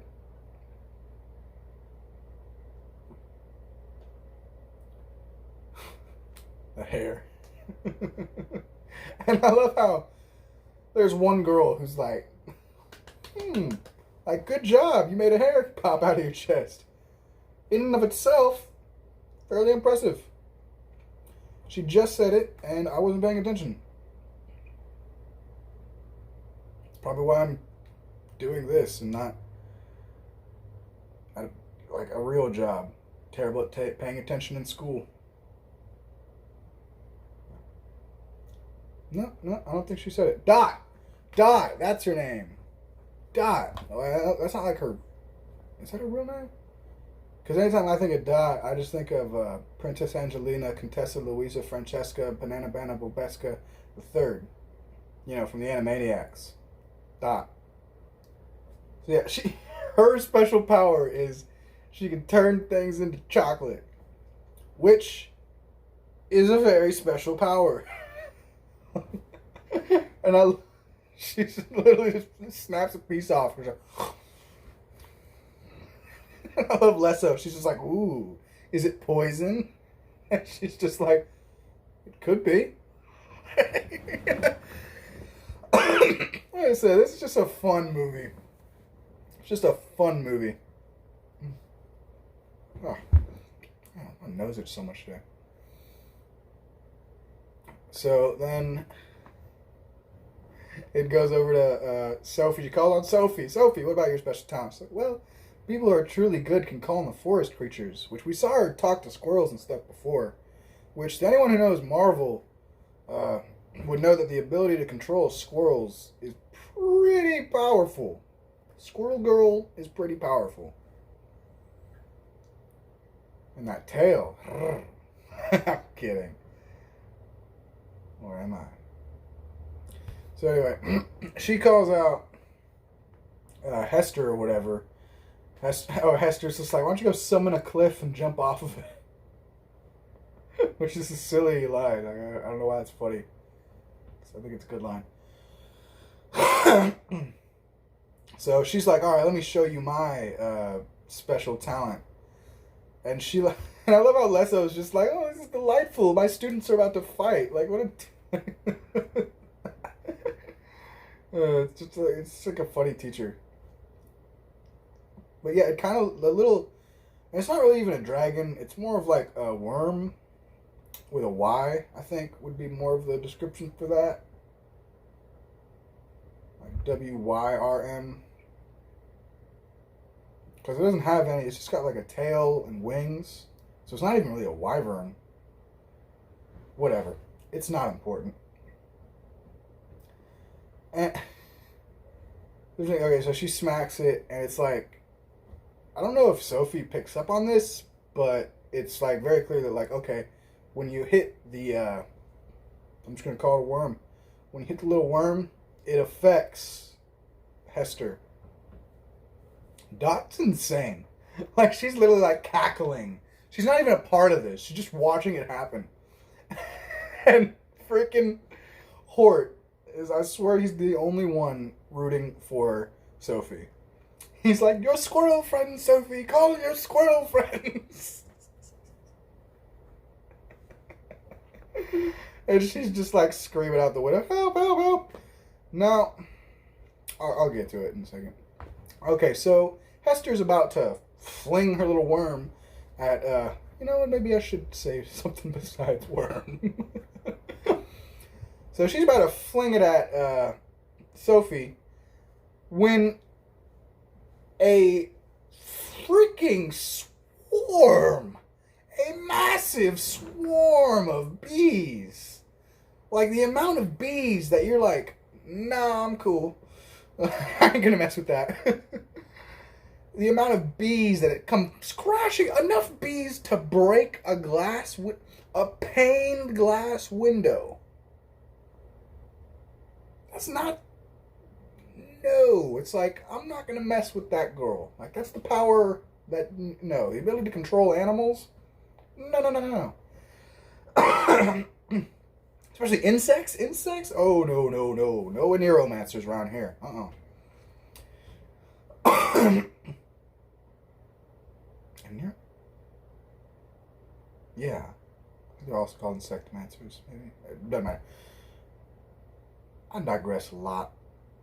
So anyway, this one, Lesso's like, Sophie, you're not allowed to kill anyone until after graduation. It's like, okay, first off, that's hilarious. You can't kill anyone until after you graduate. Once you graduate, oh, go ahead, fuck it. But okay, what about like 5 seconds ago when Hester was about to blow her away with his fiery dragon worm thing? Like, what? Where was your little warning about no killing for that? What? That's another one of my little nitpicks of this movie.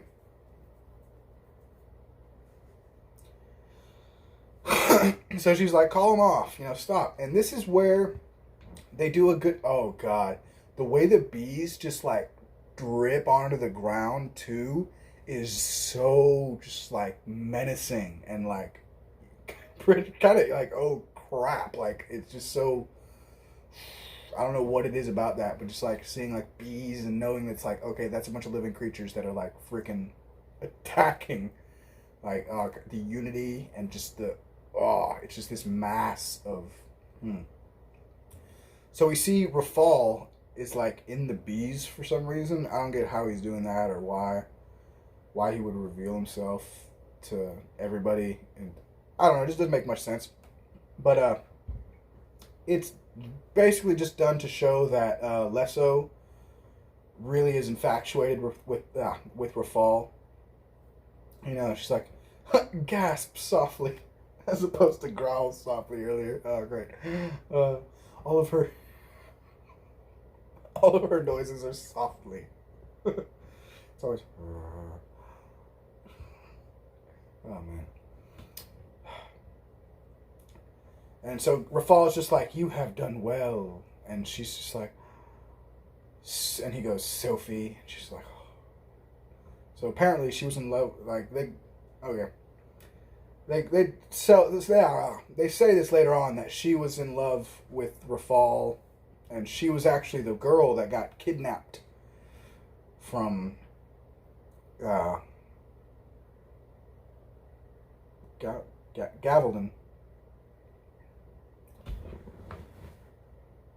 But she wasn't evil enough. Okay, now this is what I'm talking about when they do a good job of showing that the evil people aren't all evil. When Hester's on the ground and like crying, in serious pain, like getting her little dragon worm thing to come back onto her, it's a very sort of like touching thing. You feel bad for her, like holy crap.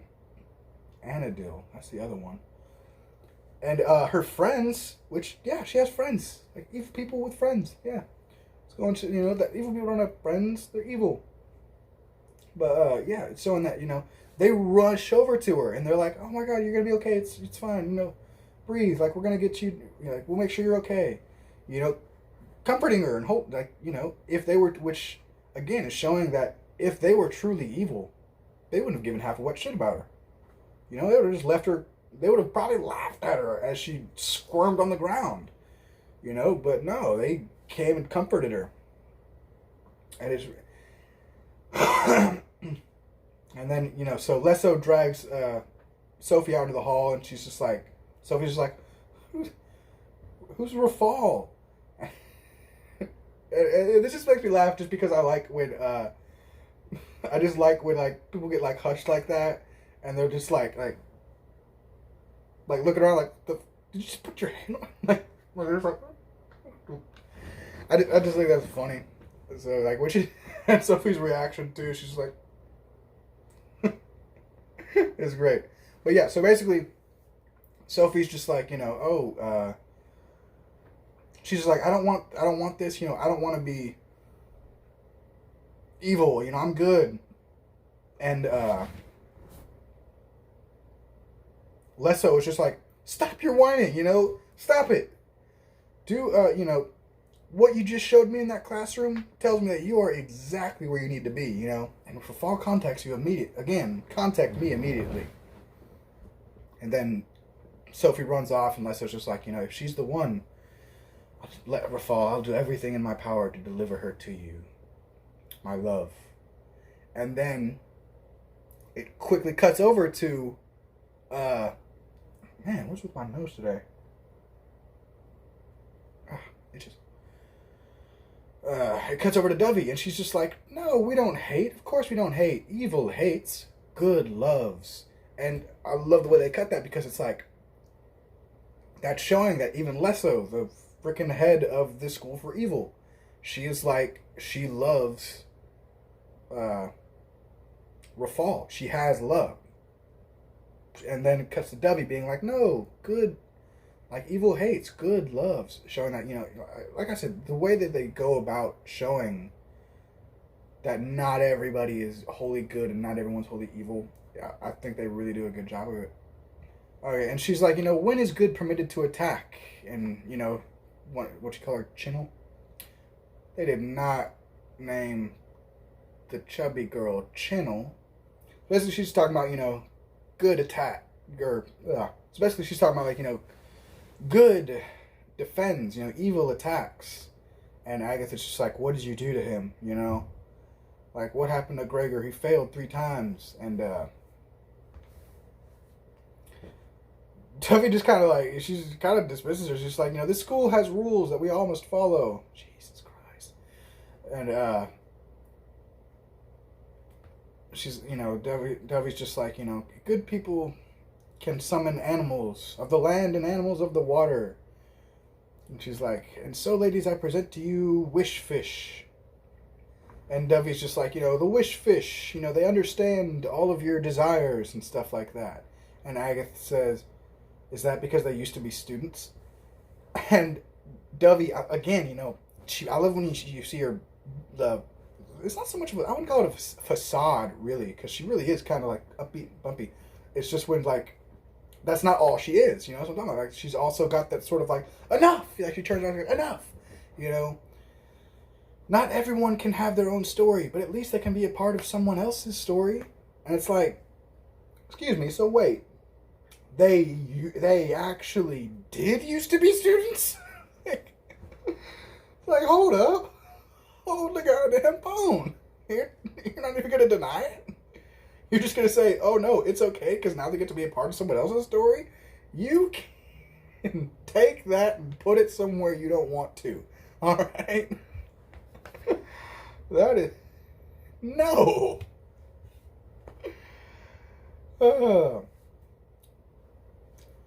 So she's just like, oh, ladies, if your wish is strong enough, they might even make it come true. So basically she's saying, like, the fish will show you your deepest desires. Kiko. That's her name, Kiko. That fits. And not because it's Asian, because it's like, it sounds upbeat and bubbly. Kiko, That's the okay, yeah. Now I can stop calling her Asian princess. Her smile is just so bubbly and giggling. But yeah, so it shows her it's basically showing them her desires, and they're all like, being vain and wanting, a cute guy to go with them to the ball.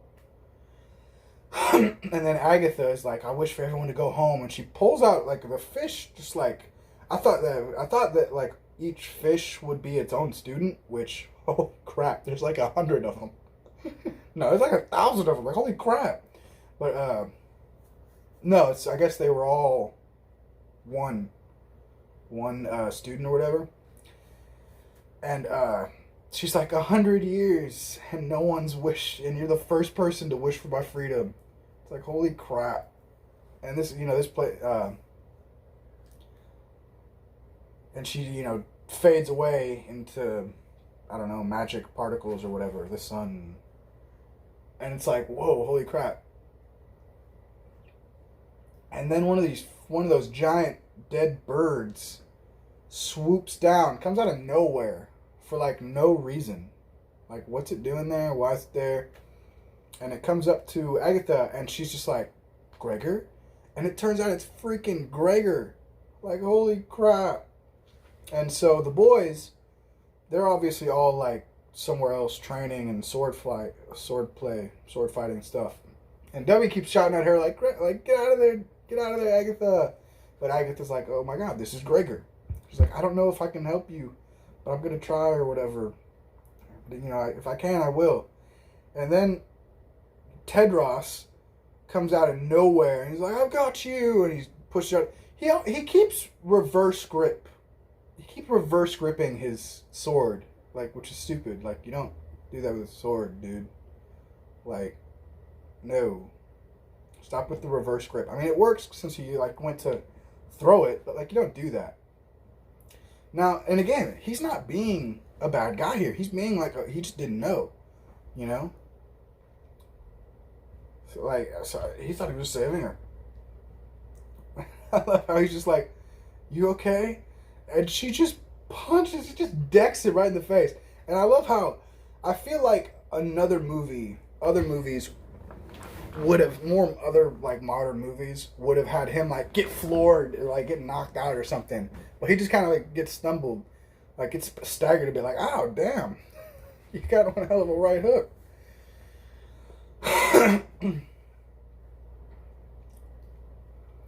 So she's just like, you pop his ass. I love how all of the princesses are just like holding her back, like, he just tried to save you. What the hell? So anyway, Dovey is just like, she's like, "Classes are canceled, everyone go away."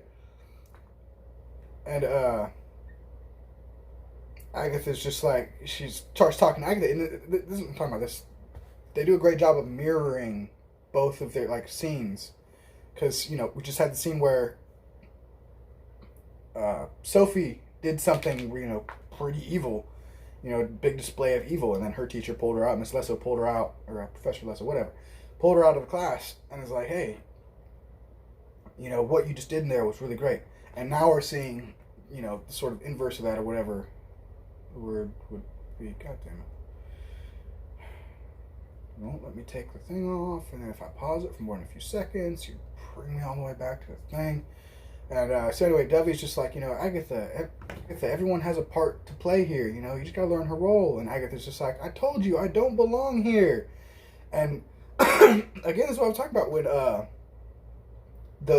don't want to call it a facade, when the cracks form or whatever in Dovey, when you see through past like her bubbly Dovey personality, she literally like screams out, "What is wrong with you?" And Agatha literally like takes a step back, like she's taken aback. She's like, "Whoa, like what the hell?" And this is where she talks. This is the line, and this is just such a great line. Like, what a great commentary about how our world is now. Like, but yeah, I'm not gonna get into that. She says, "Once upon a time, good was real and true. Now we are in the age of self-centered perfectionism."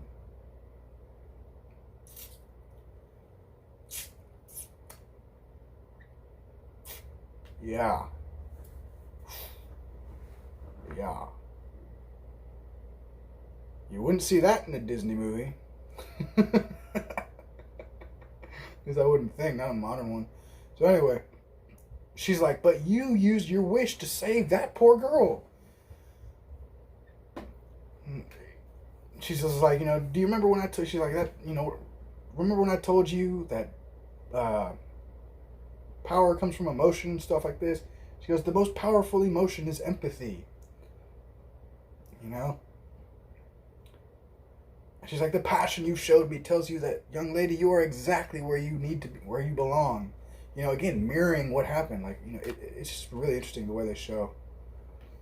And she's like, "You're the first real princess this school has seen in a long, long time." And Agatha's literally just like, "What? No!" And then it shows Sophie and Agatha. They come together and they're like, "We need to talk." Blah blah blah. She's like, "I just got visited by a swarm of bees. There's apparently the most evil guy in the world, some guy named Merfall." And then Agatha's like, "No, that's the guy I saw. No, no, no, no, no, no." And she's just like, "What did Tedros say?" He's like, "He said your friend had one hell of a right hook." And so, oh man. And I love that she's just like, "You hit him? Aggie, why?" Why'd you do that? And again, he's got some great lines. There's some great responses in this. It's some great, great reactions. He's just like, "I just had the nerve to save her life, Like, dude. So they start talking, and she kind of starts flirting, and then one of the wolves he grabs her and is like, "Come on, you're not get out of here. You can't talk to him," and drags her to. It's like, "Where are you taking me?" The Doom Room. The what? Oh man. So he takes her to this big torture chamber. There's no other word for it. It's a torture chamber. It's got chairs with shackles on them, maces and flails and all sorts of other crap. So, and Lesso comes and she's like, "I haven't done anything that bad." And Lesso comes in and is like, "Yeah, that's kind of the point. That's why we're having this conversation." So she goes over. So Lesso basically just walks around, and she's just like, you could be the savior of this school. You could be the one that finally lets evil win, but you're being too distracted. Basically, it's like, you're too pretty. So she takes an axe and cuts her hair off. And I love. This is something you often only see in anime and stuff like that, where like they make such a big deal about like a girl's hair getting cut off. Like I just remember in Naruto, and Sakura like cuts her hair off, and it's like they literally do like a sort of thing. It's like, come on, it grows back. I mean, ugh. So she sits there crying. She just lost her hair, and Tedros is walking in. She's just literally like. Agatha stops and is like, "Hey, meathead, stop." I wouldn't call that a fair assessment of his character. He's a nice guy. So anyway, he's just like, "Oh God, what do I do now?" And she's just like, "You stood there while one of the giant dogs, which it's a wolf, Agatha, right?" So anyway, she's just like, he's just like, "I rescue princesses. I don't save evil, Again, he's just got some great comebacks. She's just like, "Oh, so you know who's good and who's evil?" And he's like, "Yes, because it's literally written on her school." Now here's the thing. Okay, here's the thing. He's wrong. Okay, she's not evil. That. I've said that again. I've said that several times. They make it very clear in this movie that it's not. There's no good. There's no evil. There's just people. So, but that's still just a really funny line. It's like in his mind, in his world, he's freaking King Arthur's son. So for him, he's just like, "Yes, because it's written on our school." It's just great. And he's like, I can tell good. It's like, "I'm good. Start getting the whole concept of this place." Because it's funny though, because from his perspective, it's like, yeah, she's evil, I'm good. Like you don't seem to really be getting the whole message of the school for good and evil. It's like, I get where he's coming from. I empathize with him because from his perspective, it's like, no, they're in the wrong. Like they're doing things the wrong way. Stimph. Apparently that's what those dead birds are called, a stimph. I've never heard of that.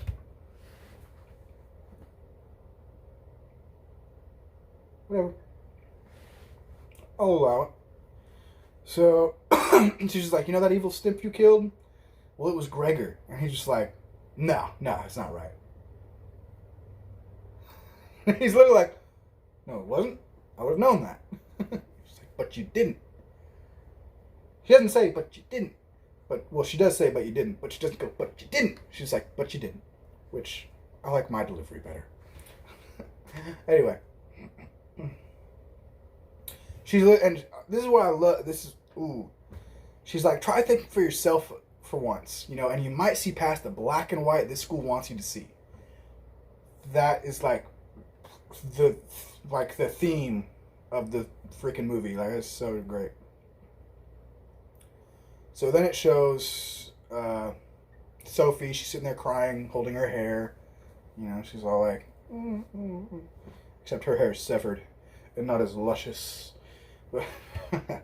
Now, so Rafal shows her like her memory of her mother. Like, always remember how special you are. Now, am I the only one who thinks that her mother looks light skinned? Like, it's not a problem, you know. Is it me? Like, I feel like her mother looks light skinned, like not white. Is it just me? Is it the lighting? Is she tan? I don't know. The hair too, like the I don't know what it is, but like the I don't know. When I first saw her, I was like, is that that's her mother. Like I don't know. That's not even like a nitpick. I'm just like, am I wrong? Like, is it just me? I just feel like she looks light skinned, like mixed, you know.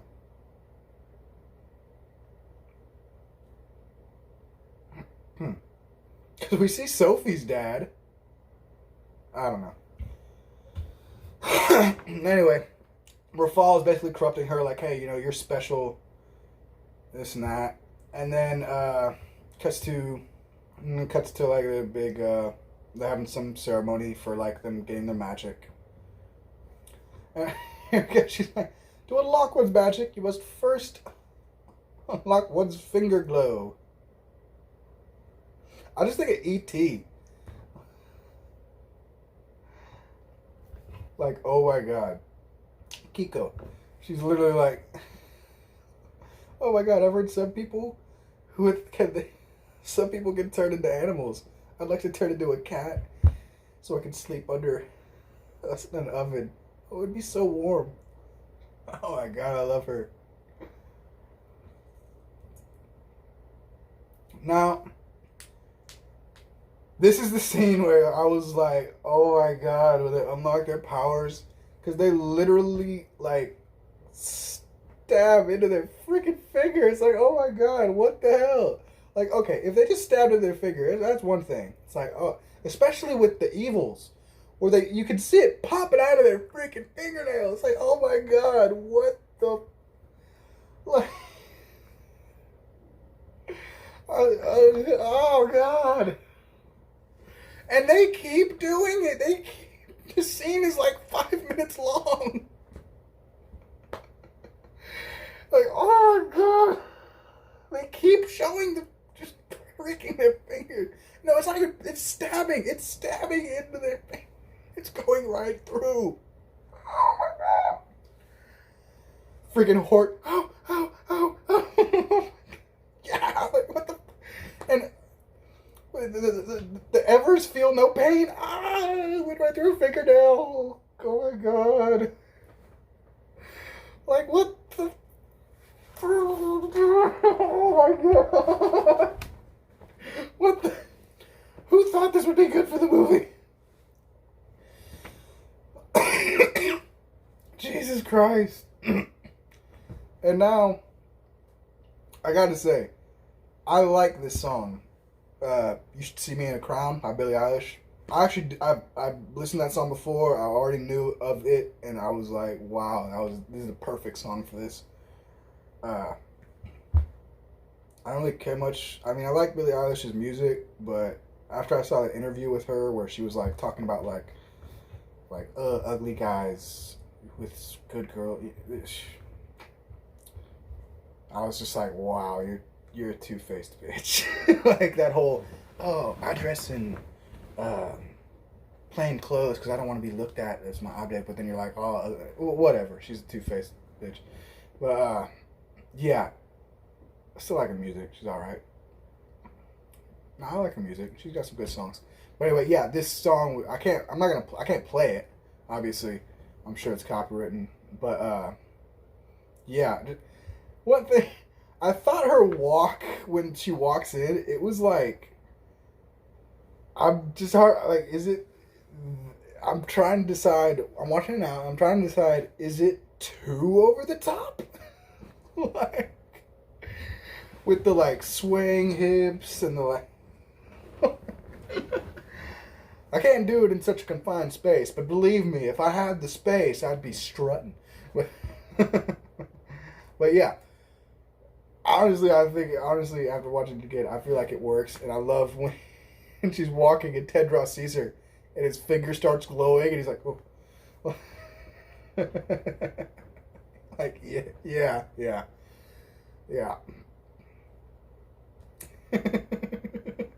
I love Lesso. She's just like, what's all? And here's the thing. Like I said earlier, I'm pretty sure that the evils don't have a tailor, so I feel like she made that out. And all the other outfits that we see her in, I feel like she made those. They don't say that, but again, I don't think the evils have a tailor. Or haberdasher? Or is that for hats? It's not a cobbler. That's for shoes and peaches. Where's a dressmaker? Is it just a tailor? Or don't they have like a special word for a dressmaker? Like a person who just makes dresses? I don't know. But yeah. I love Lesso's just like, what's all this about? She's just like, this? Turns out you did me a favor. I was overdue for a makeover.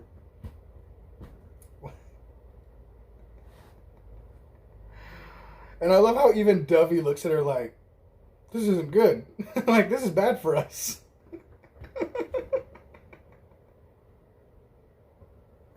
Like, Jesus. Just, ugh.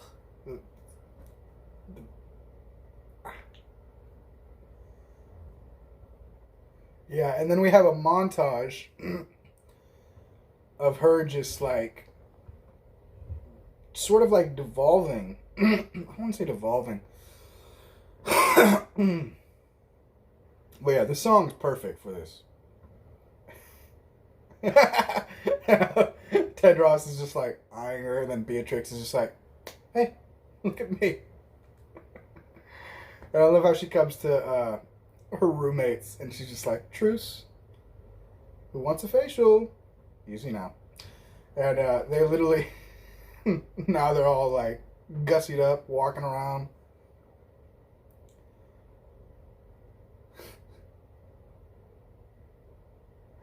She's giving it like she's just like beautifying the evils, and it's great. Oh, Jolie. Is that how you say that? No. It's it's just great. Oh, it's just hilarious. Like,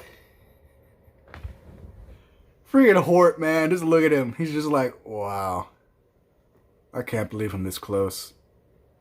Her hair does smell like cake.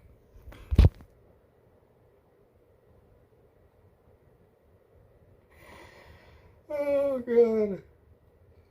And I just love how she's now, like, running the evil side kids. Like, she's now, like, the popular girl.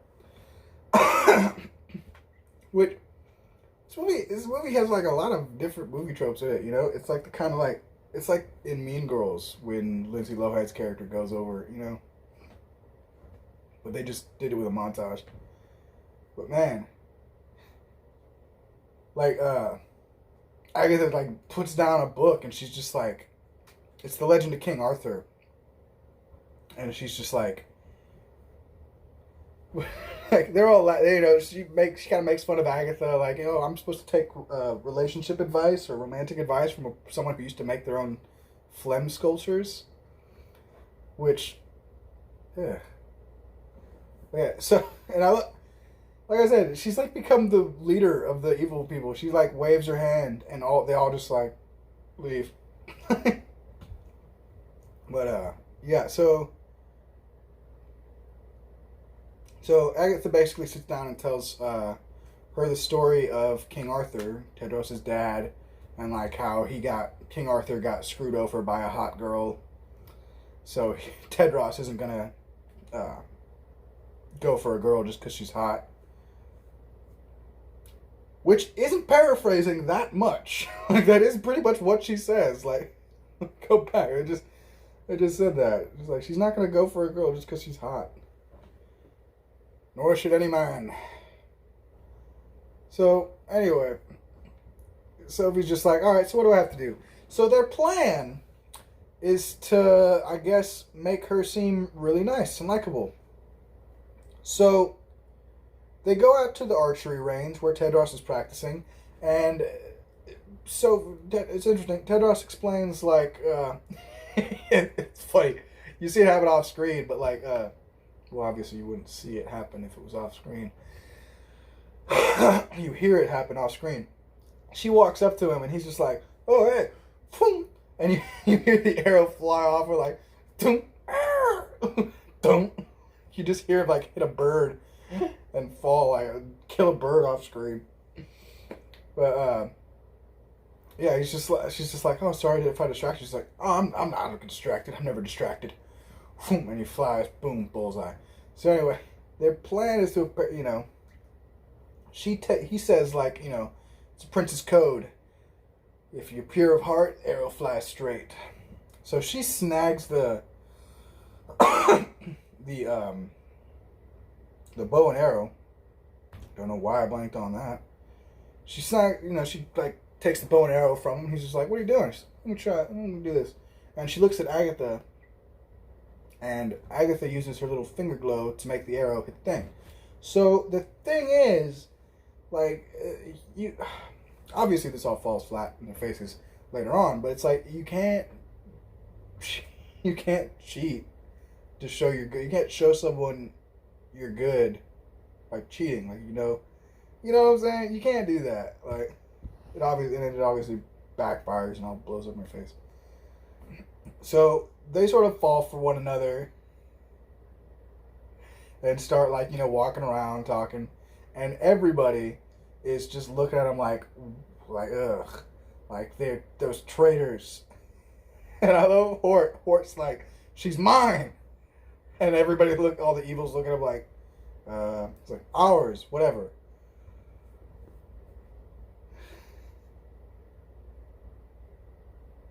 And then the blonde girl, Jolie, she's like, "We should eat them." And even all the evil people look at her like, "What?" Dot's literally like, "I don't know about that, baby. You need to chill."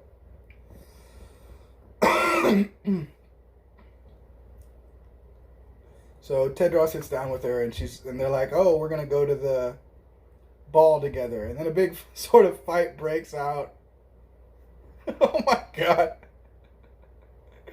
Hester is like choking Tedros. The wolves are just laughing. Ooh, I love that. Hort just like shoves Tedros. He's just like, "Ha ha ha." I gotta show it, Hester, because it was so comical. Like, it was literally like, oh man. But I like how is Hester trying to defend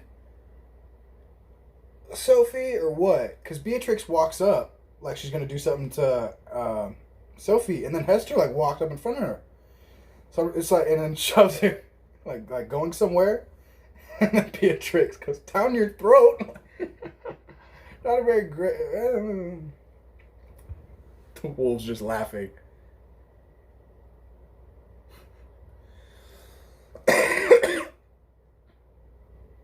Where is it? I gotta find it.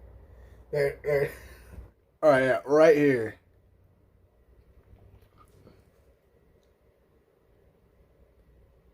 Like, that was great. That was just like a. It's just a fun movie. My God. Every single one of her dresses is just great. Little crown on top, like, oh my God. And I love how like Lesso's only problem with this is that like, no, like, and I love how everyone is just like, no, we can't have them dating. It's like the one thing that Lesso and Dovey, man, blanking on so much stuff today. It's the one thing they agree on. Like, thank you. Yes.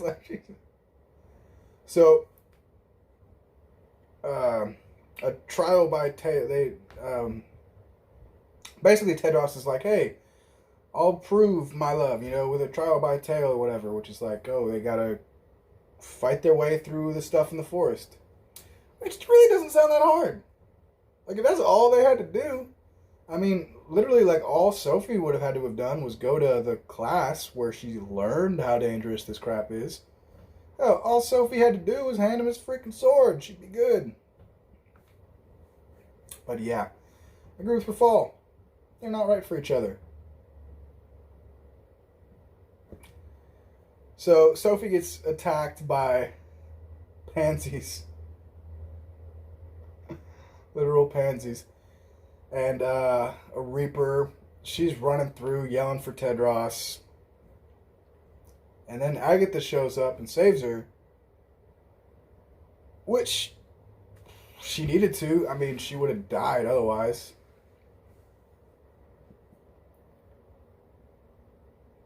Like, so Tedros, he's fighting the Reaper, and he's using his Crouching Tiger, Hidden Kingdom skills, bouncing around. Eventually gets his sword knocked away, and even Agatha is like, "Hey, give him the sword!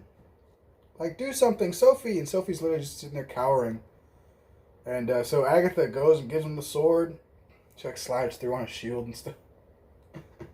Hands him his sword, and Tedros is just like, "What's going on? Like, you cheated, this and that." And he just finds out, like, oh, she's not who he thought she was. Go figure. Went for the hot chick, and turned out she wasn't all that good. So, that's what happens when you go for looks, people. So, he drops his little handkerchief, which allows him to teleport out of there. And then Sophie is just like, you did this, blah, blah, blah. You wanted this to happen. Again, showing that she's like a very vain and narcissistic person, So, she's just, Agatha's just like, how can you say that? Like, I'm your best friend. And then Sophie's just like, a princess can't be friends with a witch. And then she drops her handkerchief and, teleports out. Which I guess Agatha had to just, like, trek it out of there, just schlep out. Just leave on her own. She could turn into, like, a dove now, so. I guess she could have just flown out.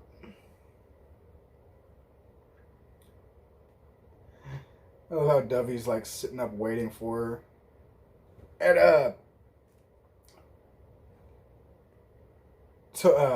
what is it? Dovey's just like, you have to follow the rules. Like, you keep breaking the rules. Stop this. And Agatha's just like, what good are your rules when the actual, like, y'all keep saying that we have actual danger here. And Dovey thinks she's talking about Sophie, and she's like, Sophie's not dangerous. And Agatha's just like, not Sophie, Rafal. It literally, like, closes in on Dovey. She's just like, soft, eerie music playing. She's like, what did you just say? It's like, Rafal, I saw him again in the forest. But clearly not. And she's just like, again? What does that mean? Like, what do you mean again? You've seen him before? Here. Like, yeah. She saw him in the Tower of Blood. And she's just, this is what I'm talking about, when she's like, she says, oh, Lady Lesso saw it too. She didn't say anything? Dovey's just like, Lesso, of course. Let's go, come on. So then Anadil, she's one of the evil girls, she brings Sophie, which I guess Sophie has, like, her own room now, or what? Like, did she really move on up?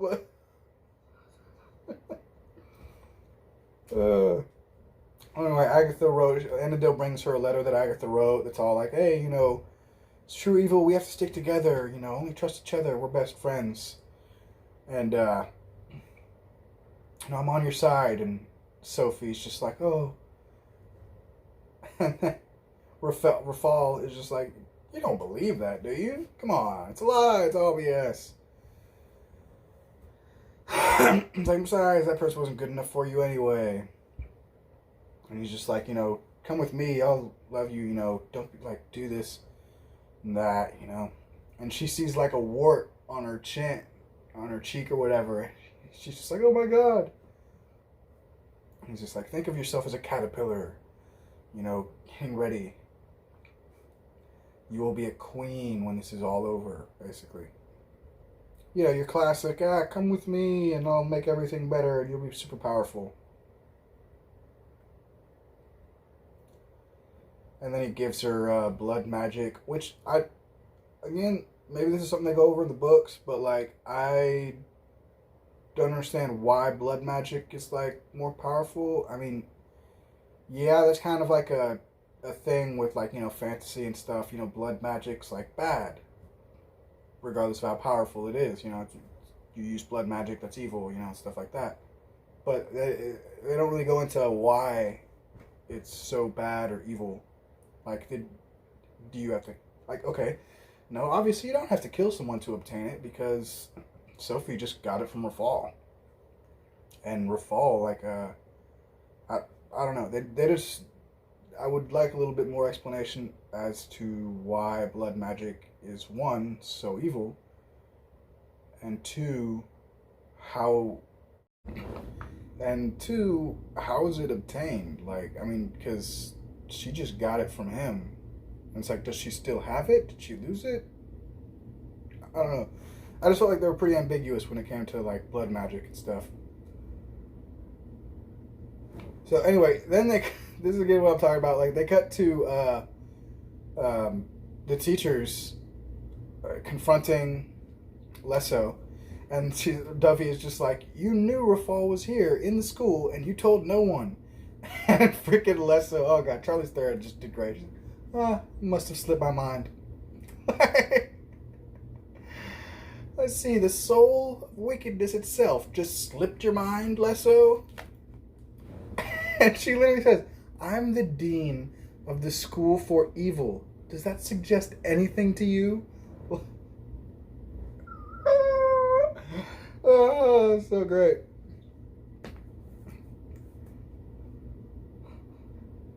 And they have the beauty teacher in there for some reason. I don't know why she's in there. I guess it's literally just to... I guess Duffy saw her on the way and said, hey, you've got to help me with this crap. Like, hey, what's going on? What's the rush? You ain't going to believe this shit. Come on. Like, did they go and get her for what? I don't... She's literally just there to be like, oh, I'm the... Like, yeah, now I'm the beauty teacher. But I used to be in charge of the history department, until this place became so vain and stupid, She even says, like, do I look like I give a shit about smiling? Does she say shit? If she does, that's funny.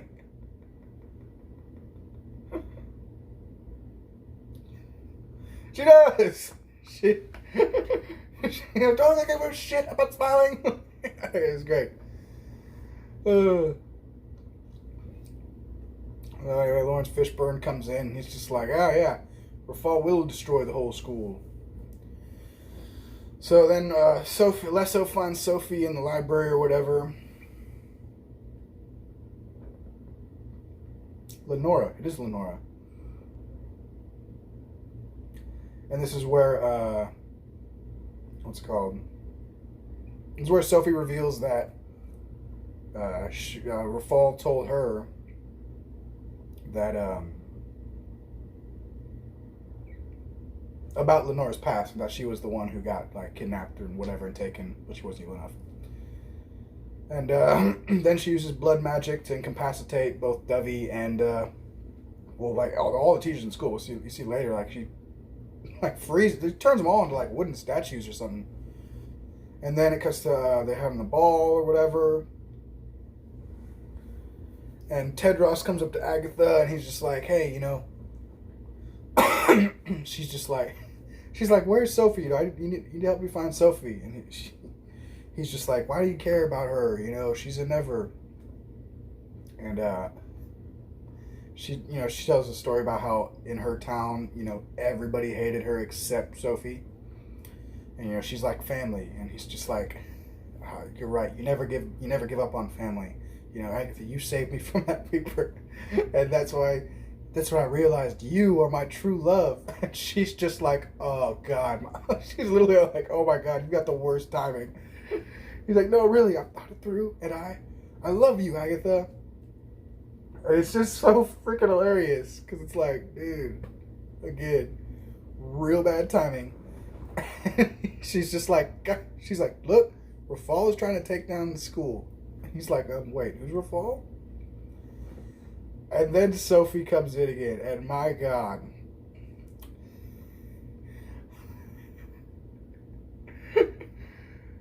She just looks like a witch. They really went all out. Freaking.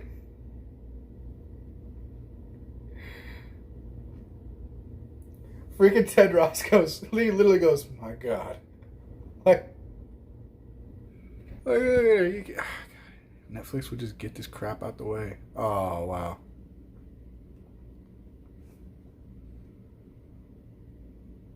There we go. Yeah, that's a good one. In full HD.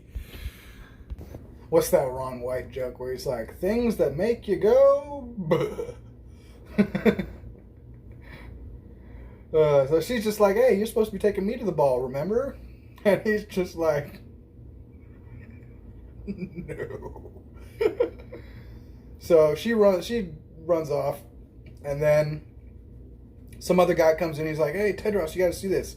And this is where he brings him in, and we see all the teachers and like the guards and stuff. They're all just turned into little wooden statues or whatever, little figurines. And it's like, oh, hey, Little Red Riding Hood. Hey, Little Red Riding Hood's riding Princess Cinderella's little thing. See, I like looking in the library and seeing all those little things. It's cool. Red Riding Hood. So yeah, they see that all the teachers have been turned into freaking statues, like tiny little figurines. And they're like, Tedros is just like, oh, well, that's it. We got to go kill all those evil people. Men, grab your weapons. So Agatha's like, well, I got to stop this. And she uses her little finger glow to turn into a dove and flies over to the evil side where they're having the first annual Never's Ball. And I love like the dancing that they're having too. It's just like so like, oh my God, when we get to the fight scene, that is just, oof.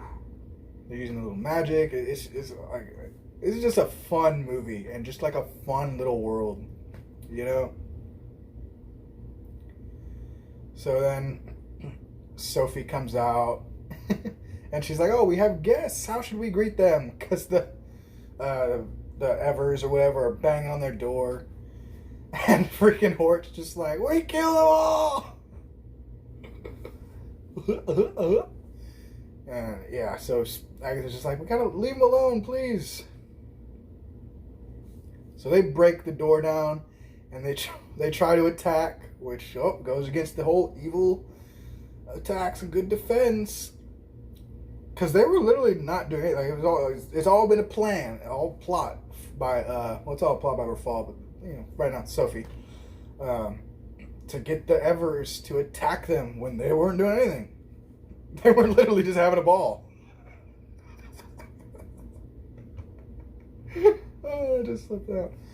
Well, yeah. They fire arrows at her and she like turns them into flowers and stuff. Like, wow.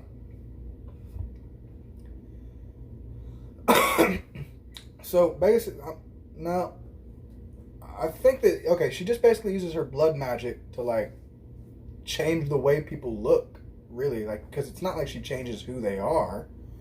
She just changes their appearance to make them look more like, she makes all the Nevers in like white gowns and all this other stuff, fixes their hair up. It's actually a pretty cool scene to watch. At first, when I first saw it, I thought she was gonna kill them all and take their power. It kind of does look like they're being like absorbed or something. But yeah, yeah, when they all turn into like, you know, these white gowns and these, you know, gold like beautiful dresses and tunics and all sorts of stuff, makeup and everything. Like, oh, that's cool. And then Sophie goes back to, I almost said Sophia. I think that's her name. But one thing, both actresses, both Sophia and or Sophie and Agatha, like in real life, I think like both of their names are like Sophia. Dot is just like insane. She's just cackling like this whole freaking time. So then, yeah, it's just really cool to watch like their outfits all just change, and like I think they even loosen their scars and stuff. But yeah. So then she changes it. All of the good people now they all have like black clothes on and all looking evil, and they're ready to attack. And Agatha's just like, you gotta stop this. And then the fight breaks out, and I gotta say, this fight is just awesome. Like, the effects, I think they're pretty good. You know, I'm not one of those people. I think I mentioned before in a video, like I'm not really good at like noticing effects and stuff like that. But I think it looks good. Dot's great. She's like, yo, it's some hot chocolate, and throws a flaming ball of chocolate at them. And, oh god, it's great. Like pretty much everybody gets their turn, really, you know. Tedros, he's like cuts through with his sword, and oof. He's about to cut down Dot, and she gets saved by Hester, who gets saved by Annelid. Like, oh man. Is it Annelid? I don't know. Who cares? But yeah, and Sophie's like providing support, you know, strengthening them if she needs to. Like, man. This fight scene is just all over the place. I was fighting, and then, oh my god. We get to what is quite possibly my favorite scene in the movie. Hort kicking wholesale ass. Like, and loving it. I said that Charlize Theron and Kerry Washington probably had really fun with these roles. I forget what his name is. I want to say Tom Cave, but I could be completely wrong, so don't quote me on that. I forget his name. But he just, especially in this scene, like, he is just going at it, beating the crap out of everybody with a mace. Just, it's lovely. Laughing his ass off. Like, hell yeah. Flipping the mace around, like, all right. And I love,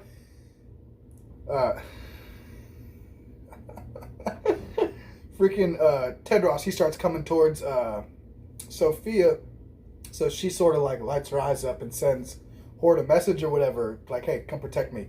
And you don't hear it or whatever, but it's very clearly shown. But it's just like, coming, my queen. He comes and smacks the hell out of Tedros in the back of the head with a mace. Oh god, it was awesome. And he was like, I felt wonderful. Been dying to do that all semester. And I honestly thought he was gonna die or something right there. But nope. No, I'm glad he didn't. It's awesome.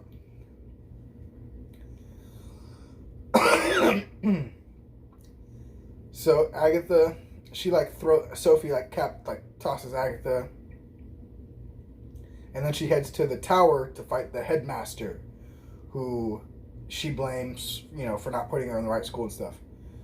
And then boom, big reveal time. Turns out the headmaster was Rafal the whole time. So apparently when his brother threw him off the thing, he just, you know, didn't fall to his death. Because he can fly. So he came up and he killed his brother. And, what's it called? Sophie's literally like, when she hears that, she's like, you killed your brother? Like, you know, like, you see that kind of hits her, you know, because she's not evil. And he tells the story of, like, you know, we were entrusted this story in for all eternity, because even though, I love how it's like, oh yeah, we were entrusted with Astorian because our bond was stronger than our warring hearts. It's like, hold on. No, it wasn't. If it was, we wouldn't have we wouldn't be having this conversation right now. If your bond as brothers was stronger than the fact that you were evil and he was good, then you wouldn't have killed him because you're evil. Like, that's another little thing that it's just like, wait a second. No, that's not right. So that's when he's like, oh, I impersonated my brother, and she's just like, Sophie's like, but wait, good's been winning for hundreds of years, thousands of years, whatever. And he's like, has it? And that's when he talks about how he's corrupted. He's been like corrupting the good side and making, them vain, like, 200 years. For, that's what, Bobby Dovey said, about it being, vanity and stuff like that, self-centered vanity or whatever the hell she said, I forget. But, well, yeah, he's just like, basically like, I've made good weak because they're not truly good anymore. They don't understand what it means to be good anymore. And then he's like, he's talking to Sophie, he's like, you are beyond good and evil. You are chaos. Then Agatha finds Tedros. He's like scarred up now. It's funny, like when they turn to be like evil, it's like all scarred up. And she's like, we have to go save Sophie, This whole war thing between the schools, it's all wrong. And she's just like, if I can get through to Sophie. And he's like, after what she's done? Like, you not see this? Which, she really hadn't done that much. I mean, it was really more of their own prejudices that led them to believe that the evils were evil and treat them as such. Which, again, this movie does a very good job of, representing them. But yeah. So this is like, no, she's being used by the schoolmaster's brother. Well, I guess technically. I don't know. She's like, she doesn't know what she's doing. He's just like, yes, she does. And he's just like, she's gone. She turned into a raven and went up to the schoolmaster's tower. And he's just like, the fight's down here. It's time to let her, he's just like basically telling her, like, let her go. You need to help us. And then, that's what I mean when he has some great reactions. Where she's like, you told me that you were ready to look beyond the black and white of the school. And he's just like, shit, you're not. He didn't even say anything. He's just like, mm-hmm. Like, yeah, I said that, It's like, that's not very reassuring, buddy. like, mm-hmm. Like, that's your... Come on, man. And then it comes back up to, like, okay, so she's going to go off and try and save Sophie. He's going to go off and try and, I don't know, kill all the evils, I guess. But, and again, from his perspective, like, from his point of view, he's doing the right thing. He's wrong, but with the information that he's got, he doesn't know that, He's not a bad guy. So basically, Fall's just like, will you join me? Give me true love's kiss to Sophie. And she's just like, yes, I will. And she kisses him, which I was kind of surprised because I thought that the actress was actually a lot younger than she really is. Turns out she's like 21. So I was like, oh, she looks so young. I was like, what? Like, cause when she was like they're like close, like right here, about to kiss. And I was just like, because the dude is like late 20s, early to mid 30s. So I was like, but nah, she's 21. So yeah, anyway, they kiss, and he explains that, okay, yeah, so the real plan is that we're going to kill everybody in both schools, and we're just going to sow chaos and just destroy everything. She's just like, wait, what? No, I didn't want to kill anybody. I just wanted to rule over them. So then Agatha comes in and she's just like, this isn't true love. We fight for each other. That's what true love is. Eve only fights for itself. And somehow, Rafal manages to manipulate the historian into stabbing her. I thought it was just a quill, because it didn't want. I mean, is it because it's entrusted to him? But I thought it was entrusted to him because he kept the balance. But he hasn't been keeping the balance. So I don't know. It's weird. So basically, he's just gonna he's trying to stab her with the quill, but it ends up going right into Sophie's heart. She even does it I love how she doesn't just throw her out of the way and get away. No, she does a spin and twirl, and it's up right there. It's kind of funny. So she gets stabbed in the heart, and I was like, oh shit. And Rafal's like, no, my evil plans. And I do love how he makes a point about how those people are just fairy tale evil. I'm true evil. And I like that because it's a lot of fairy tale people, they're not super conquer the world evil. They're just giving princesses a hard time normally. I mean, it's normally a really hard time, permanent sleep or no, that's usually the big one, permanent sleep. I mean, Snow White, Sleeping Beauty, that other one.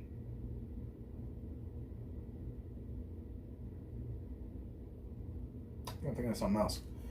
But yeah, okay. So the schools start rebuilding themselves, and they show Hester sort of reach out a hand to Beatrix, hey, maybe we're not all that different. We both we're about to die together for the same reasons. And then somehow Tedros manages to sneak in.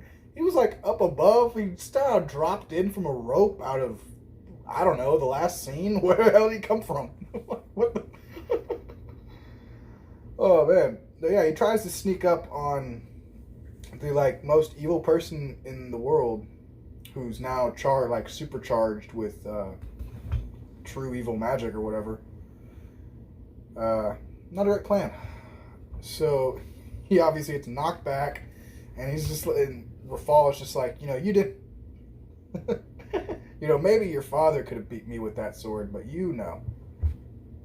So then Sophie uses the last of her magic to sort of fling the sword over to Agatha, and Agatha, reaches back and slices Rafal, and then she goes, the end, in such a corny way. It's your friend's still dying. And then she remembers her friend's still dying. And she's like, oh my god. And she runs over, drops the sword and stuff. And Tedros, I don't think he has a single line for the whole rest of the movie. But yeah, so Sophia dies. It's very sad. And Agatha decides to stay behind and marry Tedros. No, I'm kidding. Agatha cries, gives Sophie a kiss, and true love's kiss brings Sophie back to life. But yeah, and when I saw her tear fall, and she's crying the dress, and the blood stain is she's crying, for her friend. All I could think of was that scene in SpongeBob SquarePants, in the SpongeBob SquarePants movie, when SpongeBob and Patrick die, and then the whole pirate, the theater full of pirates is crying, and then you just see the tear, and that one guy's like, look, it'd be the tear of the Goofy Goobers! As soon as I saw that tear drop down, that's immediately, I was like, look, it'd be the tear of the Goofy Goobers! That's gonna save her. True love. And I love how they made it, the narrator even says, what could be more powerful than the love between two friends or something like that. And I love how they do that. It doesn't have to be this whole thing. What else did they do that in? I forget. They've done that. They've done that stuff before, but I feel like they really did that well here, because it's like you can be friends, and like love it. This is why like in Sam and Frodo, you know, they have a deep bond, love for each other. You know what I'm talking about. You know what I'm getting at. So then it shows, we see that the schools, are united, one school, unity, maybe even friendship, and then Lesso and Dovey, they like start to hug, and they just gets like, yeah, no rush. I just love that. Slow and steady wins the race. And this has to be my favorite scene, and like my favorite line, my favorite scene, my favorite part in the whole movie. Beatrix is sitting there. She's got her black necklace and black earrings now. As no one's all super good or super evil. They're all sort of mixed up. And freaking Hort, he bumps into her, and she's like, "Hey, hi there." My heart belongs to another.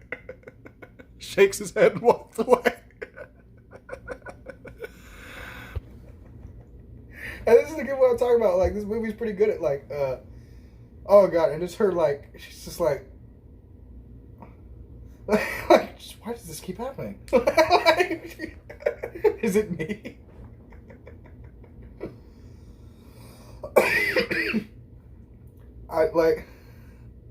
Because I thought he was gonna look at her and be like, "Hey," but you know what? He's more. This is what I'm talking about. He's more honorable than I took him for. He just immediately goes, "My heart belongs to another," and walks away. I couldn't freaking believe that. That was so great. Freaking a Hort. Oh man. Oh. So a portal opens back up to Gavelden. It's like a weird town name.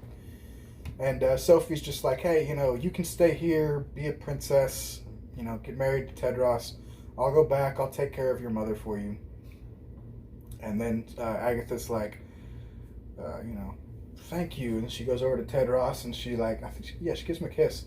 And is like, "I can't leave my friend behind." And so they decide to go back together. And they walk through the portal like a pair of idiots. Why would you go back to your mediocre lives after you literally, A, have magic, B, could get married to a prince, and C, are now living in a fairy tale land. A legit fairy tale land. What the hell are you doing? That you've now improved it and you made it even better. So yeah, I disagree with their decision to go back.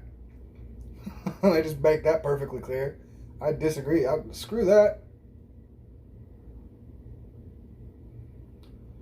So they reunite with their families, and for some reason, her mother is not nice to her, I guess. I mean, I guess that they were gone for a while. They don't really explain that. There are a few things but I guess they were like, "Look, guys, we're already hitting 2.5 hours. We gotta cut some shit out." And yeah, the whole town still rides past them. It's like, "Burn witch, witch, burn the witch." But now they're actual witches. Now, see, here's another thing why I feel like they should have gone back. Y'all now have you're actually witches now. They were talking about burning y'all for your looks before. Now you actually have magic and are actually causing shit to screw up. They caused an entire flock of pigeons to crap on people. Like, what? Ah.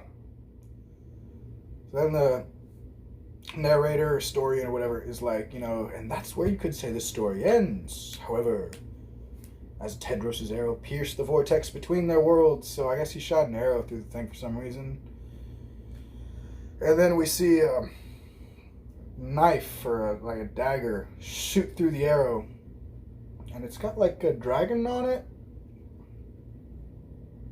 So I don't know whose dagger that could be. But yeah. So that was The School for Good and Evil. And again, I really like this movie. It was really fun. It's just a fun movie, you know?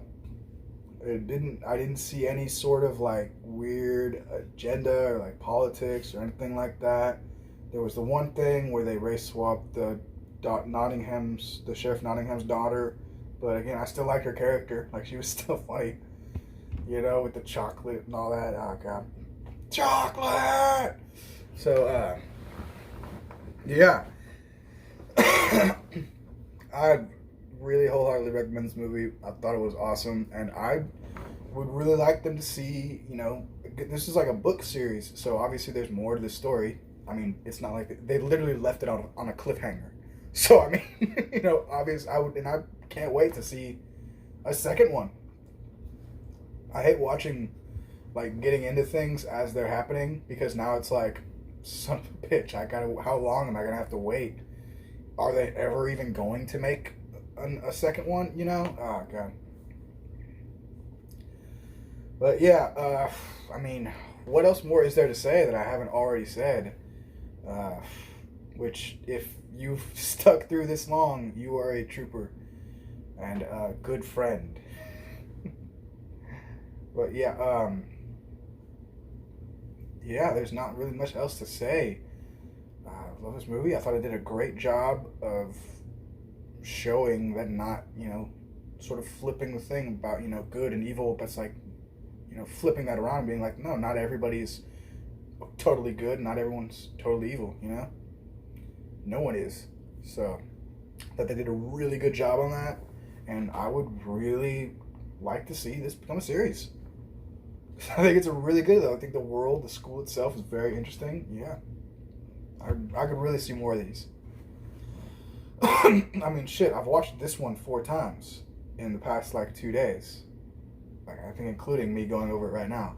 So, yeah, I can go for another one. But, yeah.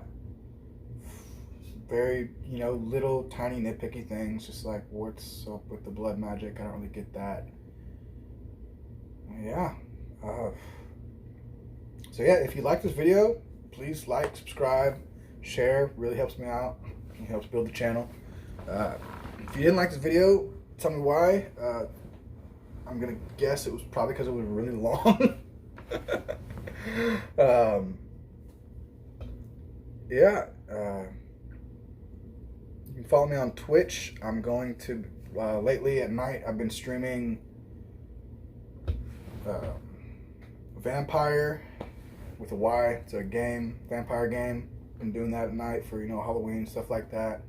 And during the day I'm just streaming Cyberpunk 2077. Just been streaming that game. Which, oh, if you haven't watched Edge Runners, it's an anime on Netflix, Cyberpunk Edge Runners, go check that out. Even if you haven't played the game, even if you know nothing about it, I'd go check it out. It's pretty good. It's really great. I might do a review, like a series review on that. Might not. But yeah, so that's about it. I'd better wrap this up because, 1, this is probably a really long video, and 2, I'm literally running out of recording time on my phone. So, alright, thank you all for watching, and I'll see y'all next time.